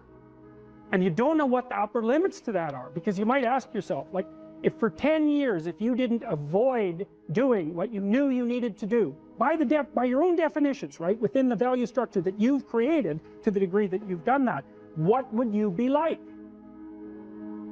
Well, you know, there are remarkable people who come into the world from time to time, and there are people who do find out over decades-long periods what they could be like if they were who they were, if they spoke their being forward. And they get stronger and stronger and stronger, and we don't know the limits to that. We do not know the limits to that. And so you could say, well, in part, perhaps the reason that you're suffering unbearably can be left at your feet, because you're not everything you could be, and you know it. And of course, that's a terrible thing to admit, and it's a terrible thing to consider, but there's real promise in it, right? Because it means that perhaps there's another way that you could look at the world and another way that you could act in the world. So what it would reflect back to you would be much better than what it reflects back to you now. And then the second part of that is, well, imagine that many people did that, because we've done a lot as human beings. We've done a lot of remarkable things. And I've told you already, I think before, that today, for example, about 250,000 people will be lifted out of abject poverty, and about 300,000 people attached to the electrical power grid. We're lifting people out of poverty collectively at a faster rate that's ever occurred in the history of humankind by a huge margin. And that's been going on unbelievably quickly since the year 2000. The UN had planned to have poverty between 2000 and 2015, and it was accomplished by 2013. So there's inequality developing in many places, and you hear lots of political agitation about that. But overall, the tide is lifting everyone up, and that's a great thing. We have no idea how fast we can multiply that if people got their act together and really aimed at it. Because, you know, my experience is with people that we're probably running at about 51% of our capacity. I mean, you can think about this yourselves. I often ask undergraduates how many hours a day you waste, or how many hours a week you waste. And the classic answer is something like 4 to 6 hours a day. You know, inefficient studying, watching things on YouTube that not only do you not want to watch, that you don't even care about, that make you feel horrible about watching after you're done. That's probably 4 hours right there. You know, you think, well, that's 25 hours a week, it's 100 hours a month, that's 2.5 full work weeks, it's half a year of work weeks per year. And if your time is worth $20 an hour, which is a radical underestimate, it's probably more like 50 if you think about it in terms of deferred wages. If you're wasting 20 hours a week, you're wasting $50,000 a year. And you are doing that right now. And it's because you're young, wasting $50,000 a year is a way bigger catastrophe than it would be for me to waste it, because I'm not going to last nearly as long. And so if your life isn't everything it could be, you could ask yourself, well, what would happen if you just stopped wasting the opportunities that are in front of you? You'd be, who knows how much more efficient? 10 times more efficient, 20 times more efficient. That's the Pareto distribution. You have no idea how efficient people get. It's off the charts. Well, and if we all got our act together collectively and stopped making things worse, because that's another thing people do all the time. Not only do they not do what they should to make things better, they actively attempt to make things worse because they're spiteful or resentful or arrogant or deceitful or homicidal or genocidal, or all of those things all bundled together in an absolutely pathological package. If people stopped really, really trying just to make things worse, we have no idea how much better they would get just because of that. So there's this weird dynamic that's part of the existential system of ideas between human vulnerability, social judgment, both of which are major causes of suffering, and the failure of individuals to adopt the responsibility that they know they should adopt. And that's the thing that's interesting too, is that, like, another thing I've often asked my undergraduate classes is, you know, there's this idea that people have a conscience. And you know what the conscience is. It's this feeling or voice you have in your head just before you do something that you know is stupid, telling you that probably you shouldn't do that stupid thing. You don't have to listen to it, strangely enough. But you go ahead and do it anyways, and then, of course, exactly what the conscience told you was going to happen inevitably happens, so that you feel even stupider about it than you would if it happened by accident. Because you know, I knew this was going to happen, I got a warning it was going to happen, and I went and did it anyways. And the funny thing too is that conscience operates within people, and we really don't understand what the hell that is. So you might say, well, what would happen if you abided by your conscience for 5 years or for 10 years? What sort of position might you be in? What sort of family might you have? What sort of relationship might you be able to forge? And you can be bloody sure that a relationship that's forged on the basis of who you actually are is going to be a lot stronger and more welcome than one that's forged on the basis of who you aren't. Now, of course, that means that the person you're with has to deal with the full force of you in all your ability and your catastrophe, and that's a very, very difficult thing to negotiate. But if you do negotiate it, well, at least you have something, you have somewhere solid to stand, and you have somewhere to live, you have a real life. And it's a great basis upon which to bring children into the world, for example, because you can have an actual relationship with them instead of torturing them half to death, which is what happens in a tremendously large minority of cases. Well, it's more than that too, because, and this is what I'll close with, and this is why I wanted to introduce Solzhenitsyn's writings to you. You see, because it isn't merely that your fate depends on whether or not you get your act together and to what degree you decide that you're going to live out your own genuine being. It isn't only your fate, it's the fate of everyone that you're networked with.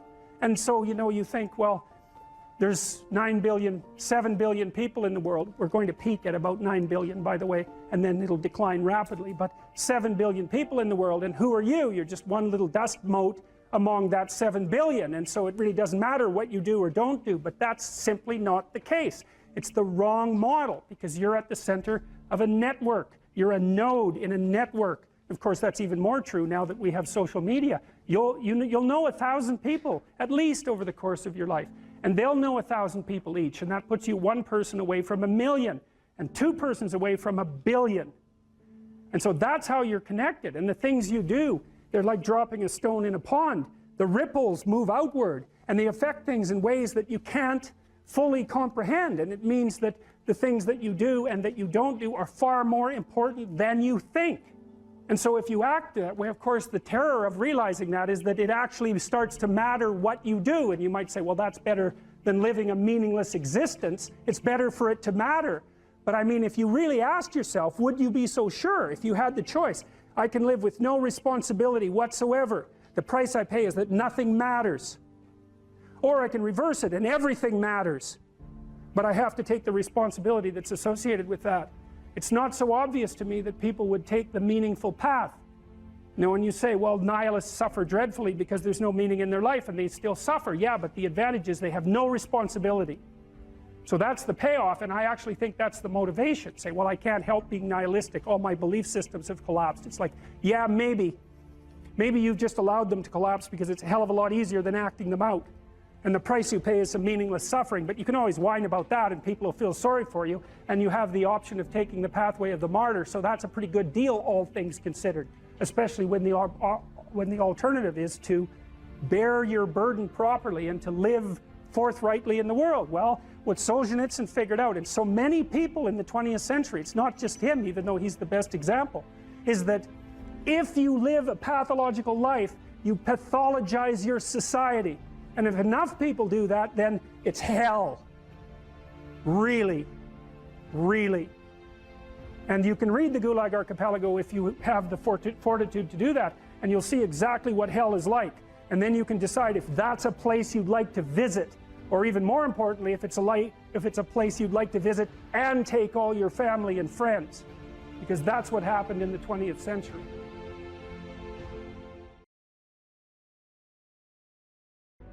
We were sitting in the first row of the plane, and do you remember the guy was a young black man, sort of ran onto the plane. He was wearing a yellow vest. He was a worker working the bridge or something, and he came up to you and he said, I'm not supposed to be on the plane right now. I'm not supposed to say anything, but you helped me turn my life around. I got this job because of you. And what I remember more than anything else is he had this huge smile on his face. But it wasn't because you told him to go out there and be happy. It was because you told him to go out there and fix some stuff. And I think that's exactly what you're talking about right now.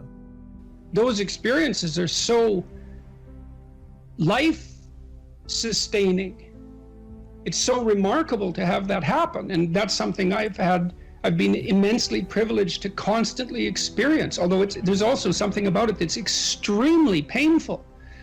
You know, the magnitude of that joy is sort of proportional to the obstacles it had to overcome while it was attempting to manifest itself. You know, and one of the things I'm sure you saw on the tour, and I don't know how this affected you, was the depth of hunger for encouragement that exists everywhere, as far as I can tell. And everyone wants to be appreciated when they bring their best to the table. That's why the current assault on merit is so unbelievably brutal, because it will deny everyone the right to be appreciated for being their best. And well, you might ask, well, when does the best become your enemy? And that's easy. It's when you flee from it.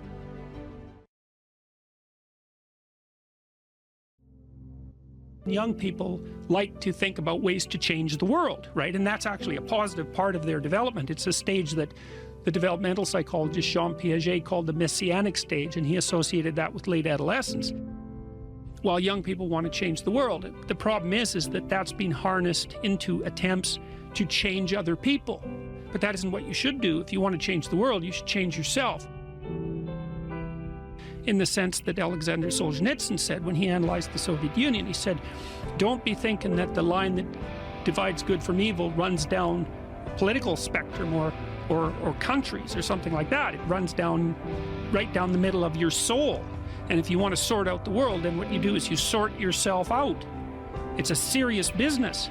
They say it's more difficult to rule yourself than to rule a city, because you're complicated and there are horrible monsters inside of you that need to be tamed and to be brought into alignment and submission so that you can be a powerful and useful person. And instead of rushing out there to change the world by changing other bad people, that they should look inward and sort themselves out properly. And if you have a memory that's more than 18 months old, approximately, and when you pull that memory up to mind, if you still have an emotional reaction, that means you haven't fully articulated the memory. You haven't analyzed it causally. You haven't freed yourself from its grasp, and you're carrying it like a weight. And your brain responds to that. Like the more weight you're carrying like that, more baggage, let's say, the more of the stress hormone cortisol your brain produces. And cortisol makes you old. Divide your life up into 6 epochs. And then divide each of those, that might be, say, birth to kindergarten, and then maybe elementary school, and then maybe junior high school, however you want to do it.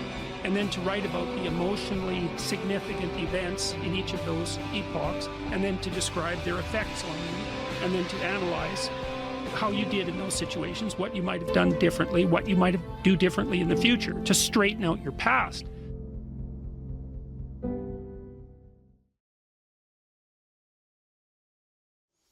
I called the course Personality and Its Transformations, and I think you could think about that as a restatement of the idea of being and becoming. And that's what you are. You're, for whatever that means, you're an entity that both is and is transforming. And there's a rule that goes along with that, by the way, which is don't sacrifice who you could be for who you are. Which means if you have to choose to transform in a positive direction or maintain your current position, then it's better to transform in a positive direction. So you might even think of that as the core of your being. That's a Piagetian idea. It's a Jungian idea as well. Who are you? You're the thing that transforms who you are. Now you're also who you are, but on top of that, you're the thing that transforms who you are. And I do think that that's not an arbitrary statement. You know, one of the things that modern universities do dreadfully now is convince their students that value structures are relative, and that's a big mistake. There's a lot of things wrong with that idea, and one of the things that's wrong with that idea is that doesn't include what I just mentioned, which is that's a good moral rule, is you are the thing that is and you're the thing that becomes, and you should put the thing that becomes at a higher place than the thing that is. That means you also have to allow yourself to shake off those things about you that you might be pathologically attached to, habits and people, for that matter, ways of thinking, all of those things. You have to allow yourself to shake those off, and that's more like a burning. That's why the phoenix is the symbol that it is, right? It's old and it deteriorates, it bursts into flame, and then it's reborn. It's like, well, do you want to be reborn? It's like, well, that's not the question. The question is, do you want to burst into flame? And the answer to that generally is no, but that's the wrong answer. The right answer is you let all that nonsense burn away. And you know, and you might say, well, I don't know what I should leave behind. And the answer to that is that's a lie. You know some of the things that you should leave behind. All you have to do is ask yourself. You'll come up with a list instantly of 100 stupid things that you're doing that you know you could stop doing. Some of them maybe you don't know you could stop doing. It's like, well, fine, leave those alone for now. But there's a bunch of things you perfectly know well that you could stop doing that would improve your life. And so do that, see what happens. That's a good idea. All right, so it's personality and its transformations, because partly I wanted to talk to you about what you are as a human being and also as an individual, but also what you could become. And that's actually a crucial question in the domains of clinical psychology in particular, because a lot of what you're doing with people as a clinician is trying to figure out who they could become. That's right. You have a problem, your life isn't what it could be. It's like, fine, let's see what it could be like if we changed it. We'll figure out how to change it. That's got to be a negotiated dialogue, right? Because like, I don't know what the hell you should do with your life. I can help you figure it out, maybe we can talk about it, but you are the person who has to decide if the things that you're aiming for, you know, get you out of bed in the morning, because that's really that's at least one of the crucial issues. So you got to specify the goal, and then you got to specify the transformation processes and start practicing them. And you have to understand that you're going to be bad at it, but it doesn't matter, because bad's fine. Persistent is what you need to be. If you persist with tiny improvements, if you persist, you win. So okay, so in a broader context, you can think about this as a more fundamental ontological question. So one question is how you should act in the world. The other question is, well, what is the world? And that's a complicated problem. This is a scientific answer to that question, and that is that the world is a collection of objective phenomena, and that's a very powerful perspective. And we have a good method for determining what the world is like as a collection of objective phenomena. And that's made us very technologically powerful, and so more power to us and all that, but leaves a question unanswered. And the question is, well, the world isn't just a place of objective phenomena, because it's not a panoply of inert matter. It has living conscious creatures in it, and they're a different order of being. And the fundamental issue for conscious active creatures is not what is the world from an objective perspective, but how it is that you should conduct yourself in the world. And there's a kind of unbridgeable gap between those two domains of inquiry. And I think the reason for that is that the scientific method removes value from its descriptions. That's actually what it does. And so once you're left with value-free descriptions, it's very difficult to extract out a value proposition from them, because that's the scientific method removes the value propositions. You're supposed to be left with only that which is objective, right? And the value propositions are in the domain of the subjective. So I think the idea that you can derive what you should be or do from a collection of facts is flawed, A, because the collecting the facts themselves gets rid of the value structure, but B, there's an infinite number of facts, and so how are you going to pick which ones should guide you? You can't. You have to do something else. The facts do not tell you what to do with the facts. You need something else to help you figure that out. Well, it's come to me over the years that that's what the narrative cognitive framework does. It's the framework that we use to specify how we should act in the world. And so you could divide the world into the world as it is and the world as perhaps it should be. That gives you some direction, and you need that, and we know this technically, right? You need direction. The reason for that is it's direction that produces primary positive emotion. And so if you need positive emotion to move through life, which you do, because you can't even move without positive emotion, and also positive emotion is a good bulwark against terror and pain. If you need those things, then you need direction, you need a goal, you need a value structure. So that doesn't seem particularly disputable to me. You could still say, well, what value structure? It's like, okay, fine, that's a good question. But I've thought a lot about that too. So if we're going to adopt a value structure, there's a couple of rules that go along with it. And this is why the bloody postmodernists are wrong, as far as I can tell, is A, it can't just be my value structure, because I'm stuck with you. And we're both stuck with all these other people. And so if I'm going to lay out a value structure, which is a way of interpreting the world, let's say, and there's an infinite number of potential ways of interpreting the world, it's like, yeah, fine, no problem, except that I have to interpret the world in a way that I can use while I'm dealing with you, and while the two of us are dealing with everyone else, and while all of you are dealing with everyone else. And so that's the Piagetian game proposition. If you want to be a popular kid on the playground, you better play games that other people want to play. That's a brilliant observation. And I told you that Piaget was trying to heal the rift between science and religion, and that's one of the things that he did that he thought helped do that. The question is, well, where do moral judgments come from? Well, they emerge as a consequence of consensus, and it's a bounded domain. If we're going to occupy the same space for any length of time, and those are two critical propositions, the same space and a long time, then we have to figure out how to play an iterative game that doesn't spiral downward, hopefully that might even improve, that we both don't object to, because otherwise it's not going to work, right? You'll walk away and play another game, or the game will disintegrate catastrophically. So there's massive social constraint on what constitutes an appropriate frame of reference. So much for the relativist argument. And then there's another issue that's equally relevant, and it's associated with the idea of objective reality to some degree, but it's not exactly, that's not exactly correct, because it's not exactly objective reality. Let's say that you and I decide to occupy the same place for some substantial amount of time, and we figured out how to solve the problem of being together. But you and I still have to figure out how to solve the problem of being together in a manner that doesn't make the world object too much. And it isn't just other people, although that's a huge part of the world. You want them to not object. You may even want them to support you. That would even be better.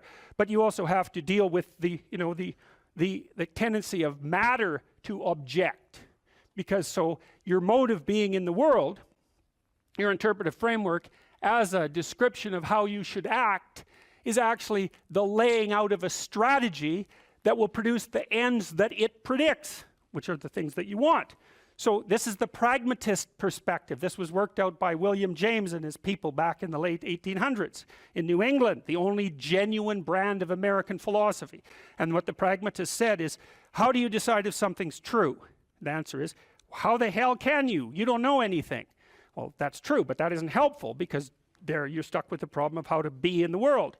Well, so what you do is you lay out a mode of interpretation that has an endpoint. And then you run the mode of interpretation, embodied, right, because you act it out.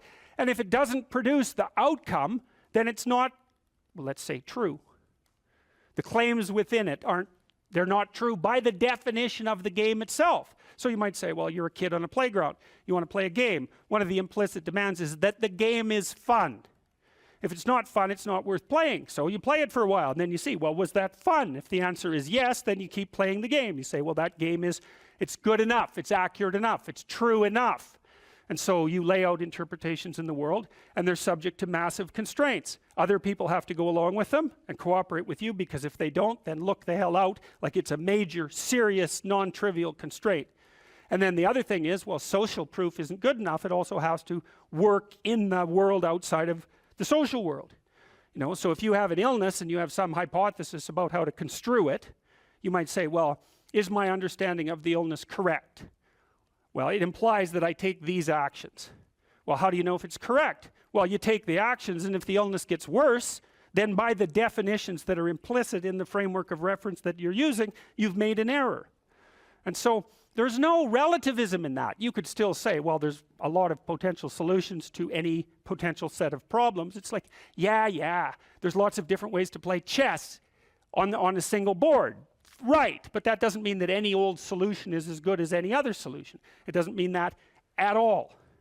So, okay, so then we're looking at things two ways. We're trying to figure out, well, how does the world present itself, and then how is it that you should act in it? And so, well, there's other constraints on the mechanisms of interpretation that you place in the world. So we could say, well, you're constrained in your interpretations by the constraints that other people place on you. But there's internal constraints as well. We talked about those mostly from a biological perspective, because you could also regard yourself in some sense as a loose internal society. And that's sort of a psychoanalytic dictum, right? You're a collection of sub-personalities, or you could say you're a collection of sub-routines. I don't care how you formulate it, but you're a unity, but you're a unity that brings together a plurality of subcomponents.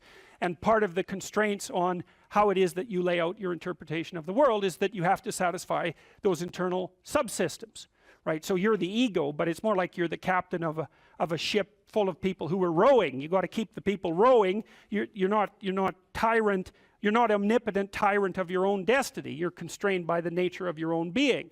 And so you have to provide yourself with food, and you have to provide yourself with shelter, and you have to provide yourself with water, and all of these things. And those are demands that are laid on you by the nature of your internal processes. And of course, how they lay themselves out as demands and what the appropriate solutions to that is, to those problems are, is debatable infinitely. But you can see the constraints stack up.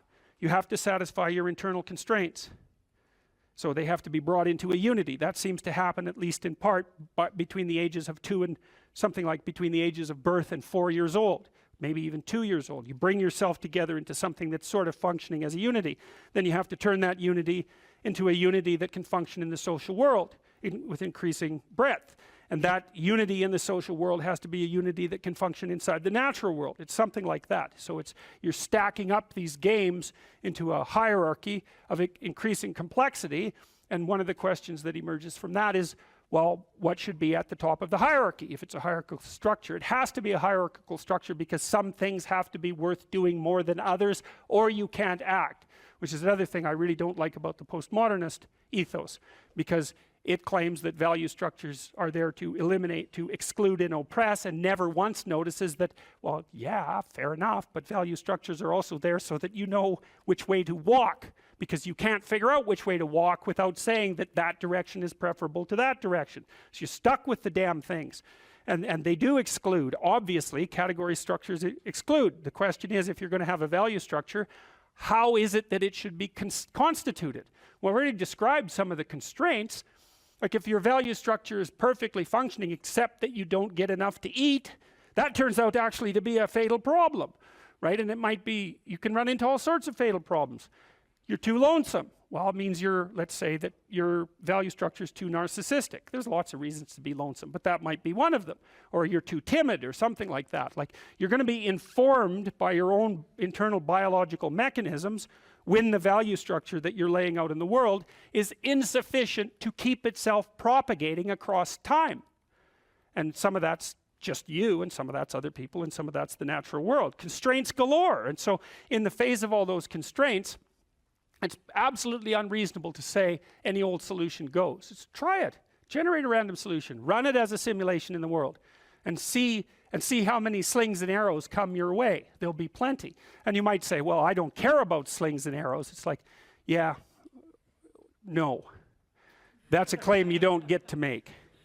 So, okay, so you're being informed internally as to the nature of your value structure. You have to specify where you are. You have to specify where you're going. You have to integrate all your underlying biological mechanisms into that schema. It's something I think that's actually kind of weak about the Piagetian ideas, because Piaget, I'm a great fan of Piaget, but Piaget tended to think that the child came into the world with nothing but a set of reflexes. I mean, that's his technical claim, and that you bootstrap off those reflexes, and I think it underestimates the degree to which the child comes into the world as an already prepared unit.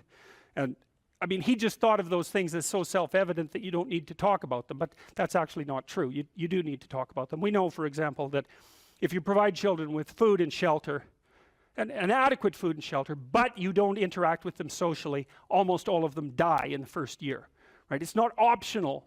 Touch is not optional for children. Attention is not optional for children. Play is not optional for children. So it isn't just like, well, the child comes into the world with a set of reflexes and can adapt to any old environment. It's like, no, the environment has to be structured in a certain way or the child will die. And it's very interesting when it comes to things like play and touch, because you wouldn't think of those as fundamental necessities, right? But it turns out that they are. If you deprive a child badly enough of play and touch in the first 3 years of their life, even if they survive, what comes out at the end of that is often something that's like barely recognizable as a functional human being and cannot be repaired after that point. And that experiment was done with Romanian orphans back in the 90s. So it was an ugly situation, to say the least. Okay, so now you take these underlying biological systems and maybe they aggregate themselves into something that vaguely looks like your temperament, your 5 temperamental dimensions. So maybe if you're an extrovert, you're dominated by the dopaminergic system, just like you are if you're high in openness. And if you're high in neuroticism, it's mostly that you're dominated by anxiety systems and systems that mediate emotional pain. And if you're agreeable, you're dominated by the function of the underlying maternal/care affiliation systems. But so you could say, well, you've got a multitude of fundamental biological predispositions that manifest themselves as implicit stories, something like that, and they organize themselves into the primary temperaments, and the primary temperaments are biasing factors that determine in part the nature of the interpretive structure that you're going to lay out in the world.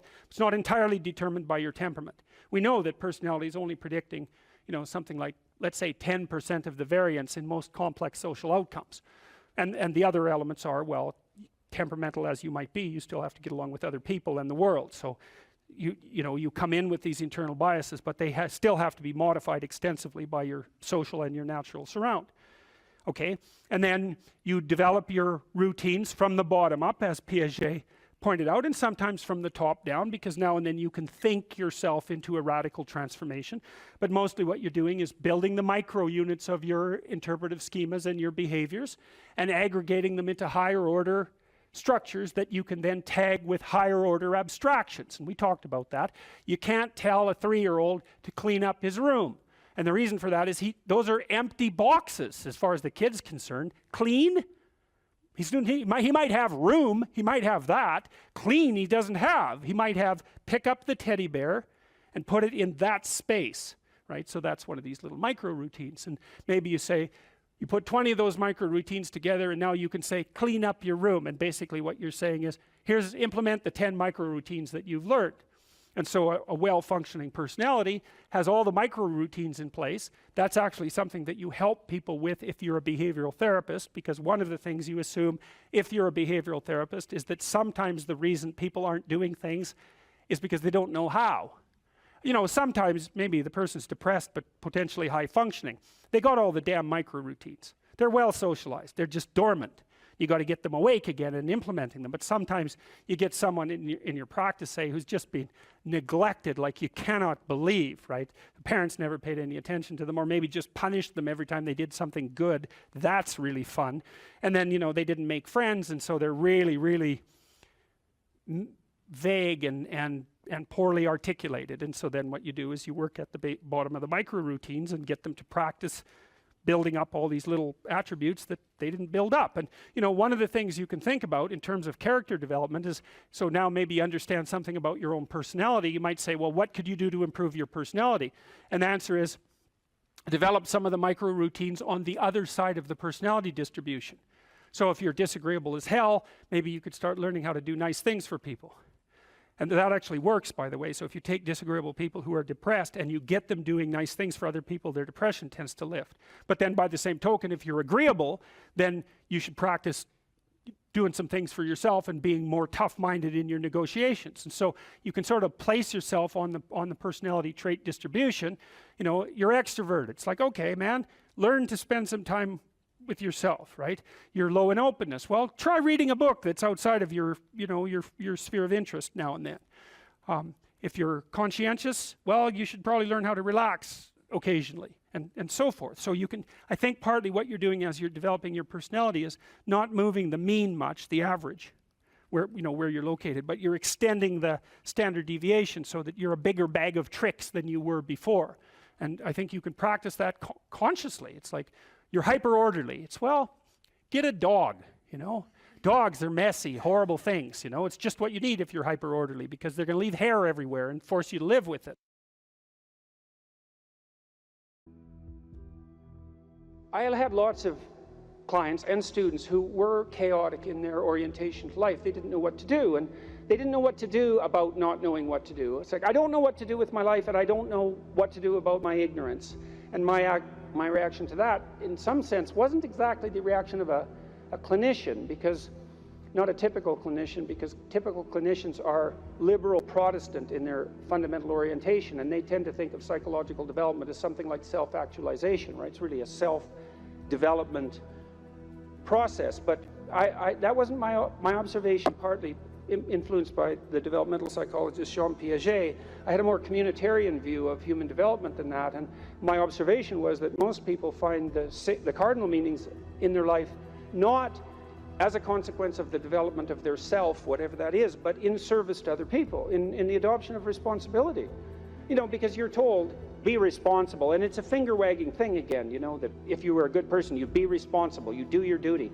But no one ever says, well, because that's where you find the abiding meaning in your life, and you need that meaning to sustain you through suffering. And that's definitely the case. You know, I was very ill for a number of years, and a lot of what got me through that wasn't my own special nature, let's say, but the support of my family and the support of my friends and the support of the broader community made a huge difference, not only psychologically, because I knew people were supporting me, but also practically.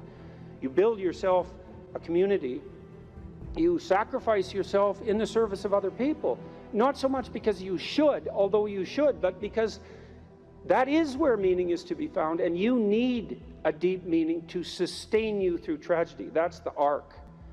And you find that deep meaning, and you know, there's a notion that it's better to give to receive than to receive, and it sounds like a Hallmark greeting card in some sense, and people are cynical about that too. Well, yeah, you say that because you should be good and think that, but if you watch yourself, you'll see that it's true, because one of the things that's been really pronounced element in my life is that, you know, people thank me from time to time for things that I've done or said, and there isn't a better experience than that, you know, that you've put something out that's actually a manifestation of what you truly believe, and the consequence of that is part of the redemptive process for someone else. There is nothing that's better than that. Zero, nothing. In fact, I don't think there's anything that's even in the same conceptual universe of that in terms of its intrinsically rewarding properties. There's nothing better than to have people, perhaps particularly people you've never met, tell you that what you have been doing has had a salutary effect on their lives. And so that's a hell of a fine thing to aim for. And why not aim for it, you know? Because you could do it. If you put, I wouldn't even say necessarily that you put other people first, because I think that's a mistake, but I do think it's the case that you treat other people in the manner that you would wish to be treated if you were treating yourself properly. And that's also a sophisticated thing, right? To learn to treat yourself properly. Because that doesn't mean you get to fulfill every momentary whim, because that's what you do when you're 2, and 2-year-olds can't live without their parents. You know, you have to be wise enough to govern your current behavior in light of the future. And that's really what it means to be an adult. It's what it means to forestall gratification and to attain the responsibility of an adult. And the reason that you should do that, because you should, is because it's actually better, you know, in all ways. It's a panacea for suffering to adopt that responsibility. So I would tell my clients and students as well, it's like, well, let's just take a look at where other people find meaning, you know, and we'll see how your life matches with that. Do you have an intimate relationship? Yes or no? The right answer is yes. Now, maybe not for you, and maybe you don't right now, and maybe you have your reasons not to because you're a singular person in that regard, but probably not. Because that's like a third of life. And so if you don't have that, that might be one of the reasons you're not doing so well. And the fact that you don't have it might be an indication that you're not oriented in the proper direction. Oh, I can give you an example of that. I had many people question me when I was just on tour. This is a question that came up quite rapidly, often in the Q&A sessions. How do I find the right person when I'm dating? How do I find the person who's right for me when I'm dating? And I got that, or on the internet. I got that question like 3 times in a row, and I thought, because I always think this, what about that question? What's wrong with that question? Something wrong with that question. How about, how do I conduct myself so that I am the best possible partner? Now that's a whole different, right? That's a whole different conceptual universe, and virtually no one ever asked that question. And I would say, well, if you want an answer to the first question, which is how do I find the person who's right for me, you actually start by asking the second question, which is what can I bring to the table for someone else? And if you're really good at bringing something to the table for someone else, hey man, people might be lining up to be your partner.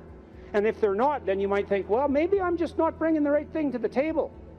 And that's worth thinking, especially if you're desperate, you're lost and you're alone. It's like, maybe I got this wrong. And I usually sort of top that with the suggestion that even if you did find the person who was perfect for you, and they're that perfect, what makes you think they wouldn't take one look at you and run screaming away?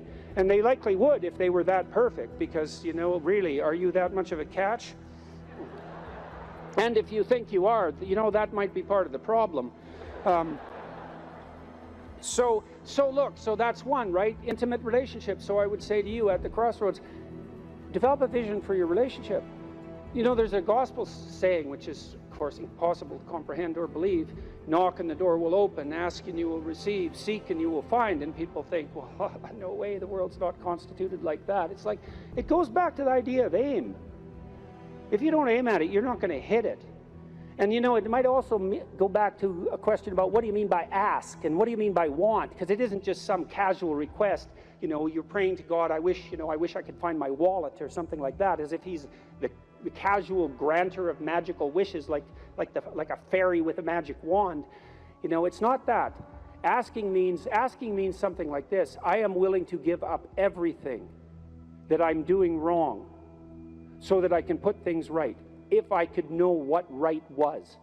And that's you're on your knees when you say that, man. And maybe if you're on your knees, you get the answer. And so that's worth thinking about. So, you know, if you knocked and you wanted to walk through and you asked and you wanted to learn, you know, and you sought because you wanted to find, maybe you would receive and be answered and find, but not without aim. And so I might say, well, look, if you could have the relationship you wanted, you get to have the relationship you want and need, but you have to know what it is. And so then you need a vision of that. It's like, and a developed vision, you know?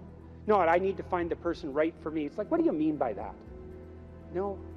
How about, how are you going to treat your partner when they come home from work? How about something that concrete? Or how would you like to be treated when you come home from work? Or what sort of partner do you want in relationship to their attitude towards children? You have to make it real, you know, like it's the story of your own life, which, by the way, it is. And then maybe you find it, because at least once you've developed the vision, if it manifests itself, you'll recognize it. That's something.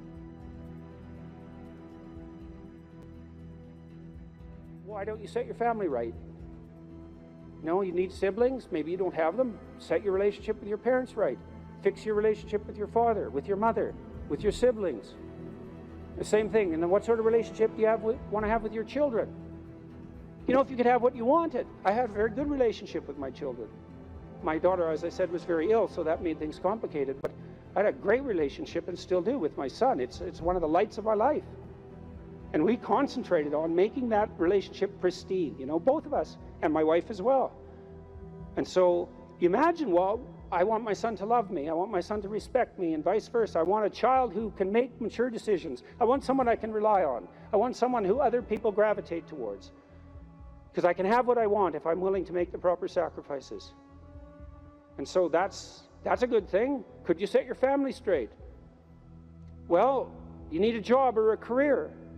And so what can you offer, and what can you bring the world in that regard? And then I would say, well, if you're thinking about career success in this Tower of Babel manner, then that's a temptation. But you might think, well, how much good could I do if I had the opportunity in the shortest possible period of time, if I went all in? And then there's an aim, man, there's an aim. And then you might think, well, what would that look like? You know, if I was a light to my community, if I was a light to the people I work with, who would I be if I was like that? And then you can conceptualize that, and you can see when you deviate from it, and why couldn't you correct for the deviations and move towards that? And then you might say, well, are you going to make productive use of your time outside of work? Productive and generous use of your time? Productive, generous, and meaningful use of your time. How about that? You're going to control your susceptibility to temptation, regulate your alcohol and drug use, because alcoholism takes out lots of people. Regulate your sexual temptation. You can control yourself for some reason that's worth controlling yourself for. You know, because there's something to being sybaritic. There's at least the momentary pleasure. It's not nothing. And you're not going to sacrifice that, if you have any sense, unless you sacrifice it to something clearly better.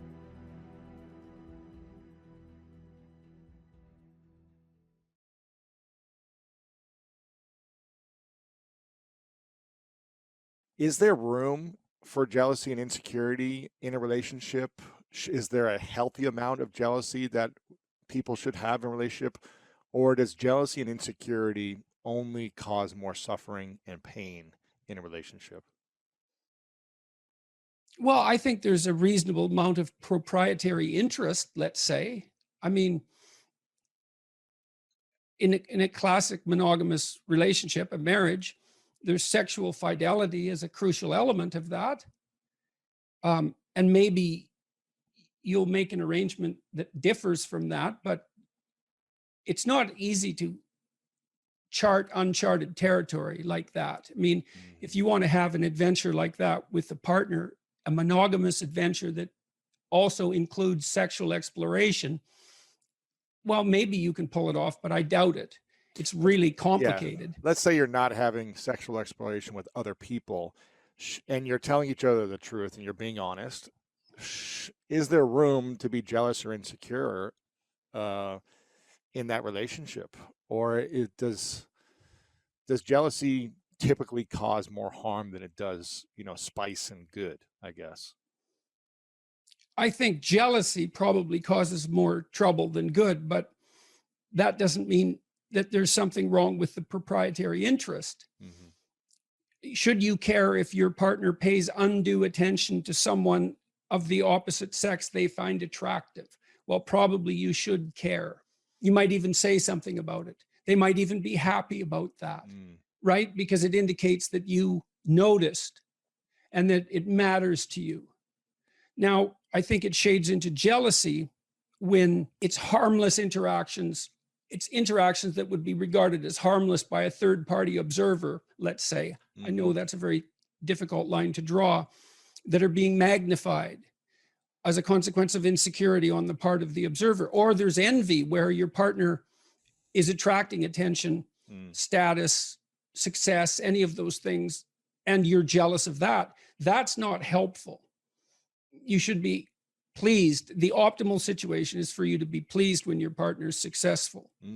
I don't think competitive couples, I don't think competition between people who are in a monogamous relationship is useful, particularly. It's not zero-sum competition. Yeah. I mean, you can compete in a game-like sense. Right. Fun, fun, playful competition, but not. Yeah, but not existential competition. You're on the same team. That's the point. Right. And if one of you is feeling left behind for one reason or another, it's time to throw that out on the table and say, look, I'm playing second fiddle here far too often. What can we do about that? Well, it looks like you need it. And like, I've got an adventure. It looks like you need one too. Well, how can we rearrange the situation so I have my adventure? And then it's up to that person too to figure out what obstacles they might be putting up in their own pathway, right? That's stopping them. And then they have, they're angry at you for getting in the way, but it's actually a consequence of them using you as a convenient excuse for not doing something difficult. Those things all have to be sorted through. It's very hard. Yeah. These conversations are extremely difficult. It's no wonder people avoid them. I also think people are not taught to negotiate. Oh man. At all. And that's a real shame. First of all, you figure out what you want. This is what I want. Then you tell the person, then you strategize with them so that you can get what you want and they can get what they want, and you both know what that is, and away you go together. And that usually comes out, it's usually obscured and hidden and comes out awkwardly and difficulty and with difficulty if it comes out at all. And people fool themselves into thinking that it's okay what they're doing. I'm sacrificing myself for the children, and that's okay. I'm sacrificing myself for my husband's career, and that's okay. I'm working at a job I can't stand because I need to support my wife and children, and that's okay. I mean, sometimes that is okay, but it has to be out, clear, in the open, talked about, negotiated, discussed. I think you can be a slave or a tyrant, or you can negotiate. Those are your options. Mm-hmm. And we default to slavery and tyranny because that doesn't require any cognitive effort. And then we pretend that everything's all right. And then it blows up in our faces and we end up divorced. Right. So we got to learn how to negotiate. Yeah. Yeah, well, and then you have to notice that there are things that you want, right? And you have to tell yourself what those are. And then you have to let the other person know. And then they can deprive you of them because they actually know who you are. And so that's a big risk. But if you do lay it out and negotiate it, then you have two people working in the same direction, and they each bring their different viewpoints to bear on the problem. And sometimes that'll save you, that additional cognitive complexity you have because there's two of you instead of one. It can make you much more effective. What happens when we feel like our partner is depriving us of what we want? If it's not, infidelity or something of the likes of being with other people, but something else that we want in our life, a goal, Well, a dream. sexually, that happens all the time, Right. because people, generally speaking, men would like to have sex more frequently than women. So that's a sticking point in many relationships. But forget that for the moment. We might just as well say that the probability that one partner and the other partner are going to have exactly the same level of sexual interest, say with regards to frequency, is quite low. So there's going to be friction there. So what do? Well, you negotiate about it. It's like, well, I'd like to have sex 15 times a week. Well, I'd like to have sex once a week. Right. Okay, well, you know, the logical meeting point there would be in the middle. But then that has to be planned out. And you also have to say exactly what you mean. Well, exactly what do you mean by sex? Because there's all sorts of variations of sex, ranging from just intimate closeness to full-fledged sexual activity of various sorts. And the various sorts matter too. And these are painful discussions often. It's very funny in some sense that people will do and desire things that they won't talk about, right? They'll engage in the act, but they won't engage in the negotiation. And they won't admit what they want. Why is it so hard for us to admit what we want? We're ashamed of it. That's easy with sex. Sex and shame regulates sex. You know, people say, well, you shouldn't be ashamed of sex. It's like, well, really? Really? No, that's a stupid theory. We arrest people who expose themselves in public. Why? Well, because we don't want people masturbating in public. We assume they should be ashamed enough not to do that. Shame regulates sexual behavior. So we're embarrassed about our desires. And, you know, naively, you'd think, well, you can just shed that. Well, first of all, no, you can't. And second of all, it isn't obvious at all that you should. What you might be able to do is to determine how to play out your sexual life in the confines of your relationship in a manner that neither of you do find shameful. But just think how hard that is. Like, you know, you think, well, that's what I want. It's like, but then you think about how unlikely that is and how difficult it would be to attain it. You know, you could say that if that ever happens to you in your life once, you're lucky, you know, that it's perfect. Now, I think that's pessimistic, because I believe that solutions to that problem can be negotiated, but it's not. It's what everyone wants, but it's an extraordinarily difficult thing to bring about. You know, so let's say you want the ideal romantic evening. Well, okay, what are you going to do about it? Are you going to put yourself in reasonable physical shape? So you're attractive? Are you going to make a playlist and put some time into it? Are you going to buy some candles? Are you going to buy something nice to wear? Are you going to wear it? Are you going to dare to wear it? That might be true for you and for your partner. Are they going to dare to wear it? Are you going to be smart enough, if they do wear it, to respond in a way that makes them feel confident and increases the probability that they'll do it again? Are you going to do whatever is necessary to make yourself physically attractive in that moment? Are you going to have the kids put away?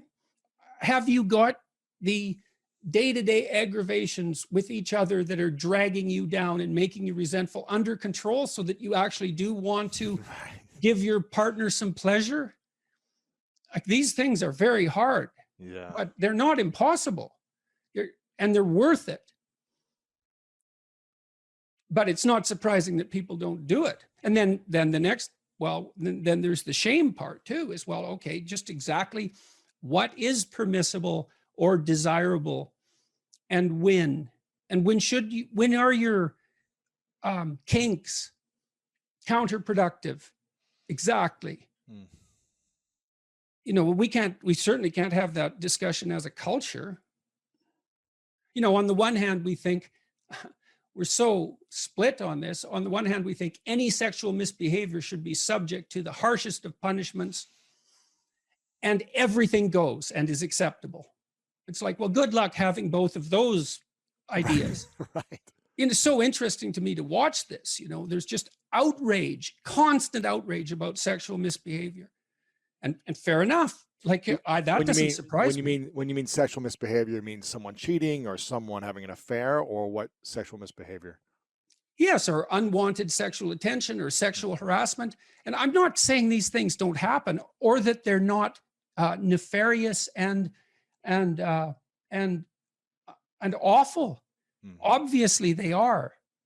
It's no wonder that happens. But at the same time, we also are obsessed with the notion that any sexual interest of any sort whatsoever, with the possible exception of sexual interest in children, is absolutely laudable.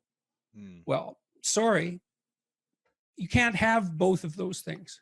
Right, right. So, and because we want both of them, insist upon both of them, then we can't even have a discussion. We can't have a discussion about pornography. It doesn't look to me like pornography is really a very good idea. I don't think it's helping anyone. Now, you know, there might be codicils to that, freedom of expression, some potential educational utility, the pleasure that's a consequence of sexual utilization of pornographic material. But I would still say, seeing all that it's not a net social good. It doesn't do the people who produce it or who consume it any good. And I don't believe that anyone feels like a better human being after utilizing pornography for sexual gratification. Now, you might say, well, that's because they've been shamed about sex since they're born, and, you know, and that's a consequence of our crooked culture. And, you know, in a utopian world, we wouldn't have that shame. And no, it's way more complicated than that. Mm-hmm. And I read something in one of the YouTube comments in my video the other day. I was talking to Abigail Schreier about the apparent fact that today's teenagers are having much less sex. One person commented that there's the shame that men feel when sex is a spectator sport rather than a participatory act. And then you think, well, you know, the mere fact that you're watching two other people, one of whom isn't you, having sex instead of having sex, really implies something either about it implies something about your desirability. It's pretty hard to shake that, isn't it? Or your courage. Why is it that you're sitting there alone at night with your laptop on your lap? What the hell's wrong with you? Well, nothing. It's just we should dispense with sexual shame. It's like, no, probably not. That's probably not the answer.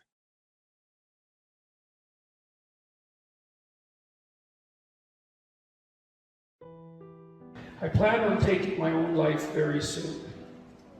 Why shouldn't I? Well, I'm going to assume this isn't a casual question, you know, that's being put out for the purposes of display. Well, the first thing I would say is you have to think very carefully through the consequences of that for other people. So I've had clients in my clinical practice who never recovered from the suicide of a family member. Decades later, they're still torturing themselves about it. And so that's what you leave behind. Now, the problem is you might be dreaming about that, you know, because maybe you're feeling that life has been twisted against you and that people deserve to suffer for the misery that they've imposed upon you. But I would say, think very, very carefully before you go down that route. You know, it's a terrible thing to leave people with. And so part of the reason that suicide has been illegal in most societies is because it absolutely devastates the people you leave behind. And you might think, well, you know, if you're really depressed, then maybe you're really depressed. That's a possibility. You might think, well, those people would be better off without me. It's like, and if you get really depressed, you can think that way, and you can even get to the point where you can't think any other way than that. And I would say, if you're at the point where you can't think any other way than that, then you should tell someone and you should go to the hospital. Because that can happen, you know, it can happen if you get depressed. And there are treatments for depression.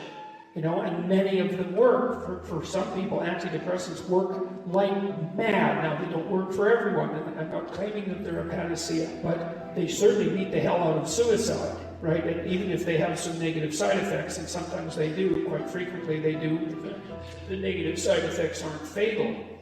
It's like, well, there's the possibility that your condition is physical, that you're ill in some way, either physically or perhaps you have a psychological problem. Maybe you were hurt, or I mean, there's lots of reasons that people get depressed that are very, very complex. I would say don't give up hope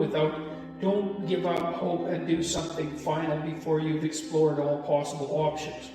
And if you haven't talked to a psychologist, you haven't talked to a psychiatrist, you haven't tried antidepressants, you haven't revealed to your family or people that care for you that this is how you're feeling, then you owe it to yourself and them to explore every possible avenue before you take such a step. And then you don't want to deprive the world of what you can bring to the world. That's the other thing, you know, you have intrinsic value, and you can't just casually bring that to an end. You leave a hole in the fabric of being itself. So, you know, a wise man that I once worked with said, he was a very strange person. He was a psychologist at the maximum security prison in Edmonton, and I worked with him for a while. Briefly, very briefly, at the prison itself. And he said, you can always commit suicide tomorrow. And that's a very, like, it's a flippant statement in some sense, but he meant it in a very serious way. It's like, you only get to decide that once. And you can put it off. And so I would say just put it off, and then put it off some more, and then put it off some more, and see what you can do to put yourself together. You know, you explore every possible option. And if you're so hopeless that you have a suicidal plan, which is a real sign of danger, if you really know how you would do it and you've thought it out, then I would say, tell someone, for God's sake, tell them, or go to a hospital and tell them. And for sure, try antidepressants. But what the hell do you have to lose? So do everything you possibly can to address the issue before you do something like that. And do give some thought to the people that you're going to leave behind, because believe me, you may just absolutely wipe them out in a way that they will never recover from. You cannot fix someone's suicide. You're stuck with it. And you think you torture yourself for the rest of your life. If I would have only known, if I would have only said something different. This particular client talked to her relative, a sibling, who committed suicide like 20 minutes before he committed suicide, probably after he took the pills. You know, and she was kind of preoccupied because you don't know that the person at the other end is at the end of their tether. And she never forgave herself for not responding properly in that last phone call. That's a hell of a thing to leave someone with. And the final thing I would say is, don't be so sure that your life is yours to take. You know, you don't own yourself the way that you own an object. You have a moral obligation to yourself as a locus of divine value, let's say.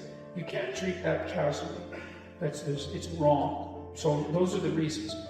Explore everything you can explore to put yourself back on your feet. All the things, there's all sorts of treatments for depression. Don't leave the people around you with that to suffer from for the rest of your lives. Don't underestimate your value in the world. And don't underestimate the fact that suicide is wrong. And so those are 4 reasons why you shouldn't end your life soon, or at all, for that matter. So. Our daughter ended her life at 24 due to depression. If someone is determined to end their life, how can one change their mind? Oh, well, first of all, I'm very sorry about that. That's a terrible thing. Look, I had this friend,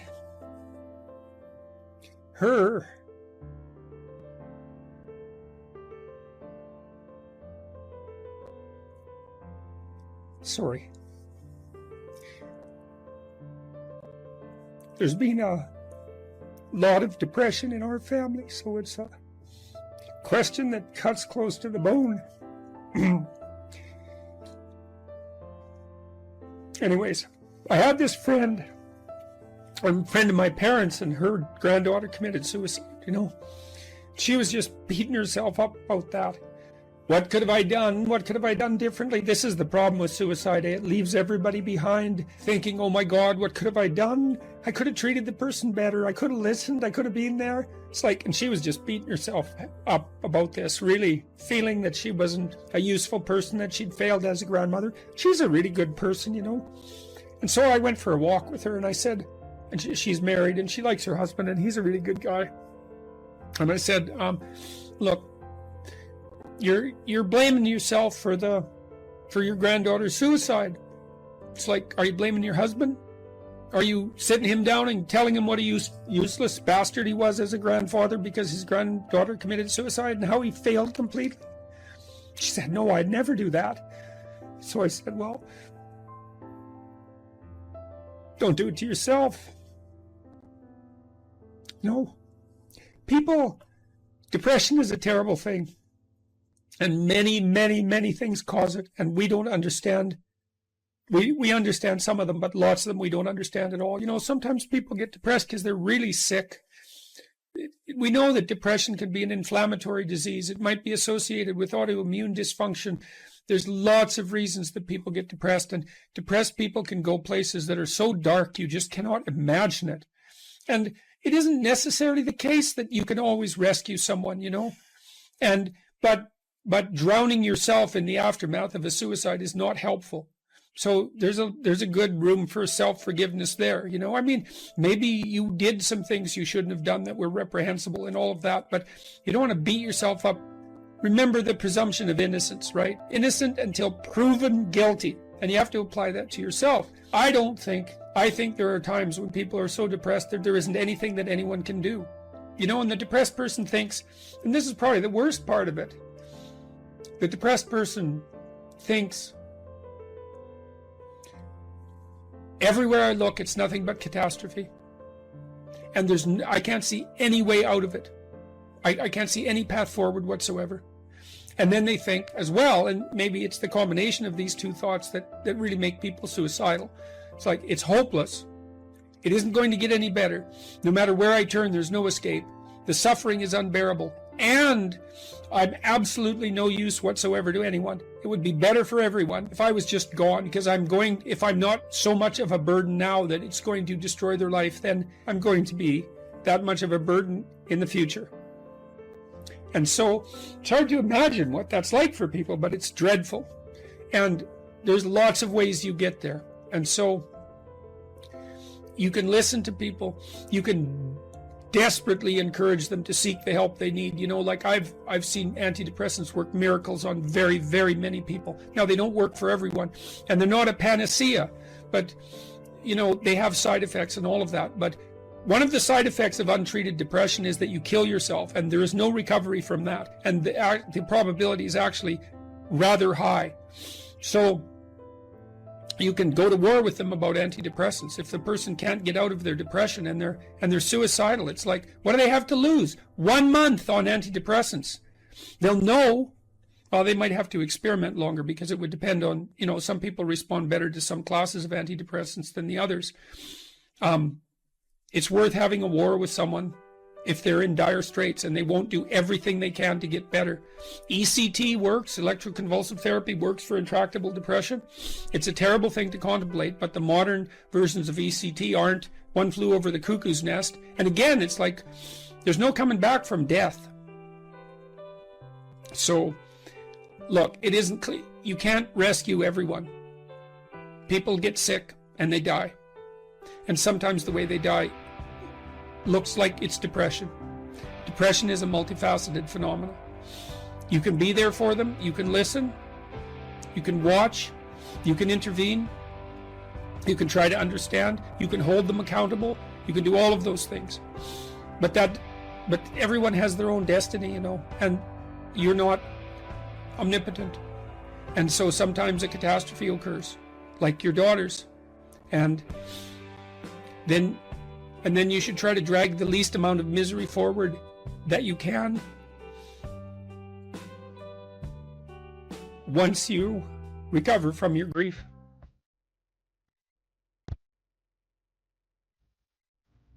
You know, if you take people, then you expose them voluntarily to things that they are avoiding and are afraid of, you know, that they know they need to overcome in order to meet their goals, their self-defined goals. If you can teach people to stand up in the face of the things they're afraid of, they get stronger. And you don't know what the upper limits to that are, because you might ask yourself, like, if for 10 years, if you didn't avoid doing what you knew you needed to do, what would you be like? Well, you know, there are remarkable people who come into the world from time to time, and there are people who do find out over decades-long periods what they could be like if they were who they were, if they spoke their being forward. And they get stronger and stronger and stronger, and we don't know the limits to that. We do not know the limits to that. Probably running at about 51% of our capacity. Something, I mean, you can think about this yourselves. I often ask undergraduates how many hours a day you waste, or how many hours a week you waste. And the classic answer is something like 4 to 6 hours a day. You know, inefficient studying, watching things on YouTube that not only do you not want to watch, that you don't even care about, that make you feel horrible about watching after you're done. That's probably 4 hours right there. You know, you think, well, that's 25 hours a week, it's 100 hours a month, that's 2.5 full work weeks, it's half a year of work weeks per year. And so if your life isn't everything it could be, you could ask yourself, well, what would happen if you just stopped wasting the opportunities that are in front of you? You'd be, who knows how much more efficient? 10 times more efficient, 20 times more efficient. That's the Pareto distribution. You have no idea how efficient people get. It's it's off the charts. It's not so obvious to me that people would take the meaningful path. You know, when you say, well, nihilists suffer dreadfully because there's no meaning in their life and they still suffer, yeah, but the advantage is they have no responsibility. So that's the payoff, and I actually think that's the motivation. Say, well, I can't help being nihilistic. All my belief systems have collapsed. It's like, yeah, maybe. Maybe you've just allowed them to collapse because it's a hell of a lot easier than acting them out. And the price you pay is some meaningless suffering, but you can always whine about that and people will feel sorry for you. If you live a pathological life, you pathologize your society. And if enough people do that, then it's hell. Really, really